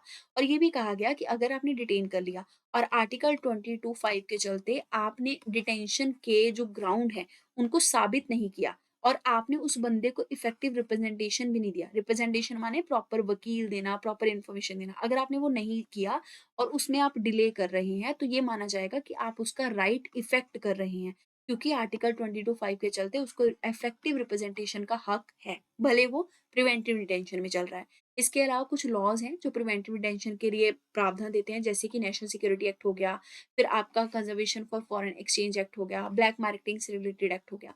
ग्राउंड क्या है, क्यों प्रिवेंटिव डिटेंशन किया जाता है? स्टेट की सिक्योरिटी को मेंटेन करने के लिए, फॉरेन अफेयर्स या सिक्योरिटी ऑफ इंडिया को मेंटेन करने के लिए, पब्लिक ऑर्डर को, पब्लिक सप्लाईज को मेंटेन करने के लिए। जजमेंट्स की बात करें तो AK गोपालन versus state of Madras case 1950 में कोर्ट ने कहा था कि प्रिवेंटिव डिटेंशन का जो एक्ट है 1950, वो सिंपली पावर देता है कि आर्टिकल 22(5) को कैसे इम्पोज किया जा सकता है। शिबान लाल versus state of Uttar Pradesh के केस में सुप्रीम कोर्ट ने ये कहा कि कोर्ट में भी अगर किसी को पेश कर दिया जाता है और कहा जाता है कि ये ग्राउंड पे हमने इस बंदे को प्रिवेंटिव डिटेंशन में रखा है, तो कोर्ट के पास भी ऐसी कॉम्पिटेंसी या कोर्ट के पास भी ऐसी लायकता, कह लीजिए, वो नहीं है कि कोर्ट जज कर सके कि क्या ये ग्राउंड सही है या नहीं है। क्योंकि कोर्ट को भी नहीं पता कि रियलिटी जो पेश की जा रही है, जो फैक्ट पेश किए जा रहे हैं, वो कितने सही हैं, कितने नहीं है। पर्सनैलिटी राइट्स की बात करेंगे, दिल्ली हाई कोर्ट ने एक इंटरिम ऑर्डर, टेम्परेरी ऑर्डर पेश किया और ये कहा कि ई-कॉमर्स स्टोर और AI के जो चैटबॉट हैं, वो किसी भी एक्टर का नाम, इमेज, वॉइस उसको मिसयूज़ नहीं कर सकते विदाउट द कंसेंट। पहले उसका कंसेंट लेना होगा। देखिए, पर्सनैलिटी राइट का मतलब किसी भी पर्सन के वो राइट जो उसकी पर्सनैलिटी से निकलते हैं, जैसे कि उसका नाम, उसकी अलग हो पहचान होती है, उसकी वॉइस अलग होती है, सिग्नेचर अलग होता है, इमेज अलग होती है, ये सब उसकी पर्सनैलिटी के वो हैं, सिंबल्स है ना? तो इनको आप मिसयूज़ नहीं कर सकते, उसका राइट है उनके ऊपर। और ये हमेशा ये ऐसा है कि इस राइट को किसी कानून में नहीं दिया गया है, लेकिन हमारा जो राइट टू प्राइवेसी है, उसके तहत भी ये आता है और राइट टू प्रॉपर्टी में भी आता है। 2 कंपोनेंट है पर्सनैलिटी राइट के, सबसे पहले राइट टू पब्लिसिटी, यानी कि अपनी इमेज को प्रोटेक्ट करने की रिस्पॉन्सिबिलिटी और राइट हर किसी के पास होता है, क्योंकि वो पब्लिक फिगर है। इसके लिए वो ट्रेडमार्क एक्ट के तहत इसको प्रोटेक्ट कर सकते हैं और कॉपीराइट एक्ट का यूज़ कर सकते हैं। फिर राइट टू प्राइवेसी भी है उनके पास, कि वो ऐसा उनका हक होता है, जिनके पास पर्सनैलिटी राइट होता है, उनके पास वो हक है कि वो अपनी प्राइवेसी को मेंटेन करके रखें। उनको अनऑथराइज़ तरीके से पब्लिक में रिप्रेज़ेंट ना किया जाए, ये उनके पर्सनैलिटी राइट में आता है। ये आर्टिकल 21 का हिस्सा है, दिस इज़ वेरी इंपॉर्टेंट, यहाँ से पूछा जा सकता है। फिर जस्टिस KS पुत्तस्वामी केस 2017 में भी इसको इम्पोज़ किया गया था कि राइट टू प्राइवेसी है हमारे पास। अब मरने के बाद अगर पर्सनैलिटी राइट का बात किया जाए, तो ये कहा गया है कि अगर इंडियन पीनल कोड के तहत ये देखा जाता, इंडियन पीनल कोड में ये सज़ा दी गई है, इस सज़ा का प्रावधान दिया गया है कि अगर किसी के मरने के बाद आप उसकी पर्सनैलिटी को डिफेम करने की कोशिश करते हो, तो आपके ऊपर आईपीसी के तहत कार्रवाई की जाएगी। फिर एम्बलम और name prevention of improper use act 1950 simply ये कहता है कि जो भी डिग्निटरी के नेम्स और सिंबल्स हैं, जो कि इस लिस्ट में, शेड्यूल में, एक्ट में शामिल किए गए हैं, उनको आप अनऑथराइज्ड तरीके से उनके मरने के बाद भी यूज नहीं कर सकते। पर्सनैलिटी राइट कुछ इंटरनेशनल कन्वेंशन में भी दिए गए हैं, जैसे कि देखिए, कोई ऐसी सिंगल ट्रीटी या कन्वेंशन नहीं है जो कि पब्लिसिटी के जो राइट्स हैं उनको प्रोटेक्ट करती हो, लेकिन कुछ पब्लिसिटी के राइट्स कुछ इंटरनेशनल कन्वेंशन में इनडायरेक्टली प्रोटेक्ट किए गए हैं। जैसे रोम कन्वेंशन 1961 जो है, वो परफॉर्मर्स का जो राइट होता है उसको प्रोटेक्ट करता है, ब्रॉडकास्टिंग के राइट को प्रोटेक्ट करता है। ट्रिप्स अग्रीमेंट जो है, वो फोनोग्राम प्रोड्यूसर्स, लाइव परफॉर्मर्स, इनके राइट्स को प्रोटेक्ट करता है। वीपो का परफॉर्मेंस और फोनोग्राम ट्रीटी जो है, ये परफॉर्मर्स और फोनोग्राम प्रोड्यूसर्स के डिजिटल एनवायरनमेंट में जो राइट्स हैं पर्सनैलिटी के, उनको प्रोटेक्ट करता है। जजमेंट्स क्या है पर्सनैलिटी राइट्स की? Arun Jaitley versus network solution private limited में सिंपली कहा गया था कि अगर कोई इंडिविजुअल इंटरनेट पे है और रियलिटी में भी है, तो उसके पास वो पर्सनैलिटी के जो राइट्स हैं वो इक्विवेलेंट रहेंगे, क्योंकि ऐसा नहीं है कि वो इंटरनेट पे अलग बिहेव कर रहा है, रियलिटी में वो अलग है। फिर दीपा जयकुमार केस में कहा गया की पर्सनैलिटी, पब्लिसिटी और प्राइवेसी के जो राइट है किसी भी इंडिविजुअल के, उसको मतलब कैरी नहीं किया जा सकता उनके वंशजों के द्वारा। मतलब लीगल हेयर, लीगल वारिस उसका कोई नहीं रहेगा राइट का, ठीक है? अदर इंपॉर्टेंट न्यूज़ में एनिमी प्रॉपर्टी की बात करेंगे। उत्तर प्रदेश में एनिमी प्रॉपर्टी जो है, वो पाकिस्तान के फॉर्मर जो प्रेज़िडेंट थे, परवेज़ मुशर्रफ की, उसको हाल-फिलहाल में सेल में लगा दिया गया है। यानी कि उनके एंसेस्टर की प्रॉपर्टी को सेल में डाल दिया गया है। अब पाकिस्तान हमारा एनिमी कंट्री है, इसलिए ये एनिमी प्रॉपर्टी में डाला गया। एनिमी प्रॉपर्टी एक्ट 1968 में डिफाइन किया गया कि एनिमी वो कंट्री होगा या उसके सिटीजन्स भी एनिमी तब माने जाएंगे जब हमारा उस कंट्री के साथ कुछ एक्सटर्नल एग्रेशन चल रहा है। एनिमी प्रॉपर्टी जो है वो मैनेज किसके द्वारा की जाती है? वो किसी कंट्री के द्वारा, जहाँ पे वो एनिमी प्रॉपर्टी लाई कर रही है उसी कंट्री के द्वारा मैनेज की जाएगी, लेकिन on the behalf of enemy उसको हैंडल किया जाएगा। जैसे इंडिया के अंदर पाकिस्तान की प्रॉपर्टी है ना? पाकिस्तान हमारा एनिमी है, उसकी प्रॉपर्टी है, तो उसको मैनेज कौन करेगा? इंडिया ही मैनेज करेगा, लेकिन on the behalf of Pakistan manage करेगा। 2017 का जो अमेंडमेंट है उसमें इसकी डेफिनेशन को एक्सपैंड करते हुए कहा गया कि जो लीगल सक्सेसर होगा एनिमी का भले वो सिटीजन है इंडिया का या नहीं है, वो भी आपका एनिमी प्रॉपर्टी में आएगा। साथ में अगर आप ऐसे समझिए कि सिटीजन है भी वो इंडिया के अंदर सिटीजन भी है, लेकिन तब भी वो एनिमी है, तो भी आपका वो जो है एनिमी प्रॉपर्टी की डेफिनेशन में उसको डाल दिया जाएगा। इसके अलावा जो भी एनिमी अगर उसने अपनी नेशनैलिटी को भी चेंज कर दिया है, तब भी वो एनिमी प्रॉपर्टी के एक्ट के तहत कवर किया जाएगा। 1968 का एक्ट जो है वो custodian of enemy property of India के तहत मिनिस्ट्री ऑफ होम अफेयर्स को पावर देता है कि वो एनिमी प्रॉपर्टी को प्रिजर्व और मैनेज कंट्रोल कर सकते हैं। राइट टू बी फॉरगॉटन की बात करें तो सुप्रीम कोर्ट ने कहा है कि वो डिजिटल प्राइवेसी के चलते राइट टू बी फॉरगॉटन को एग्जामिन करने के जो ऑर्डर है वो जारी करते हैं। राइट टू बी फॉरगॉटन का मतलब क्या हुआ कि आपको डिजिटल आपका जो डाटा स्टोर किया गया है, डिजिटल आपकी जो पहचान बनाई गई है, चीजें बनाई गई हैं, उसको इरेज कर दिया जाएगा। आपका जो पर्सनल डाटा है डिफरेंट ऑर्गेनाइजेशन वो उसको यूज नहीं कर पाएंगी। राइट टू बी इरेज या राइट टू बी फॉरगॉटन जो है ये फ्रेंच से आया है, फ्रेंच एरिया से। वहां पे राइट टू ऑब्लिवियन होता है, ऑब्लिवियन का मतलब गुमशुदा हो जाना। तो right to be forgotten absolute right नहीं है, मतलब इसको एग्जैक्टली कहीं मेंशन नहीं किया गया। लेकिन जस्टिस के एस पुत्तस्वामी केस में 2017 में सुप्रीम कोर्ट ने कहा था कि ये आपका राइट टू लाइफ का ही पार्ट है जो आर्टिकल 21 के तहत आता है। फिर digital personal data protection act जो 2023 में इंडिया के अंदर आया है, वहां पे राइट टू बी फॉरगेटन शामिल नहीं किया गया है, कोई जिक्र नहीं है उसका, ये ध्यान रखेंगे पॉइंट। इसके अलावा जो आपका यूरोपियन यूनियन या यूरोप के द्वारा जो एक global data protection right law बनाया गया है, उसमें राइट टू फॉरगेटन जो है वो शामिल किया गया है उनके द्वारा। बात करेंगे इनर लाइन परमिट की, स्टेट गवर्नमेंट जो है नागालैंड की, उन्होंने बोला इनर लाइन परमिट को वो लोग इम्प्लीमेंट करेंगे चुकदेमा में, न्यूलैंड में और दीमापुर डिस्ट्रिक्ट में।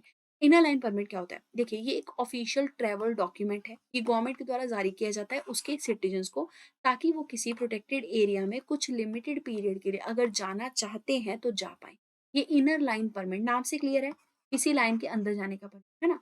ये इंडिया के इंटरनेशनल बॉर्डर्स में भी मूवमेंट को रेगुलेट करने के लिए यूज किया जाता है।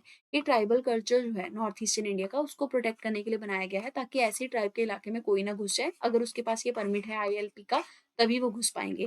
बंगाल ईस्टर्न फ्रंटियर रेगुलेशन जब आए थे 1873 में, वहीं से ये इनर परमिट का सिस्टम शुरू हुआ था।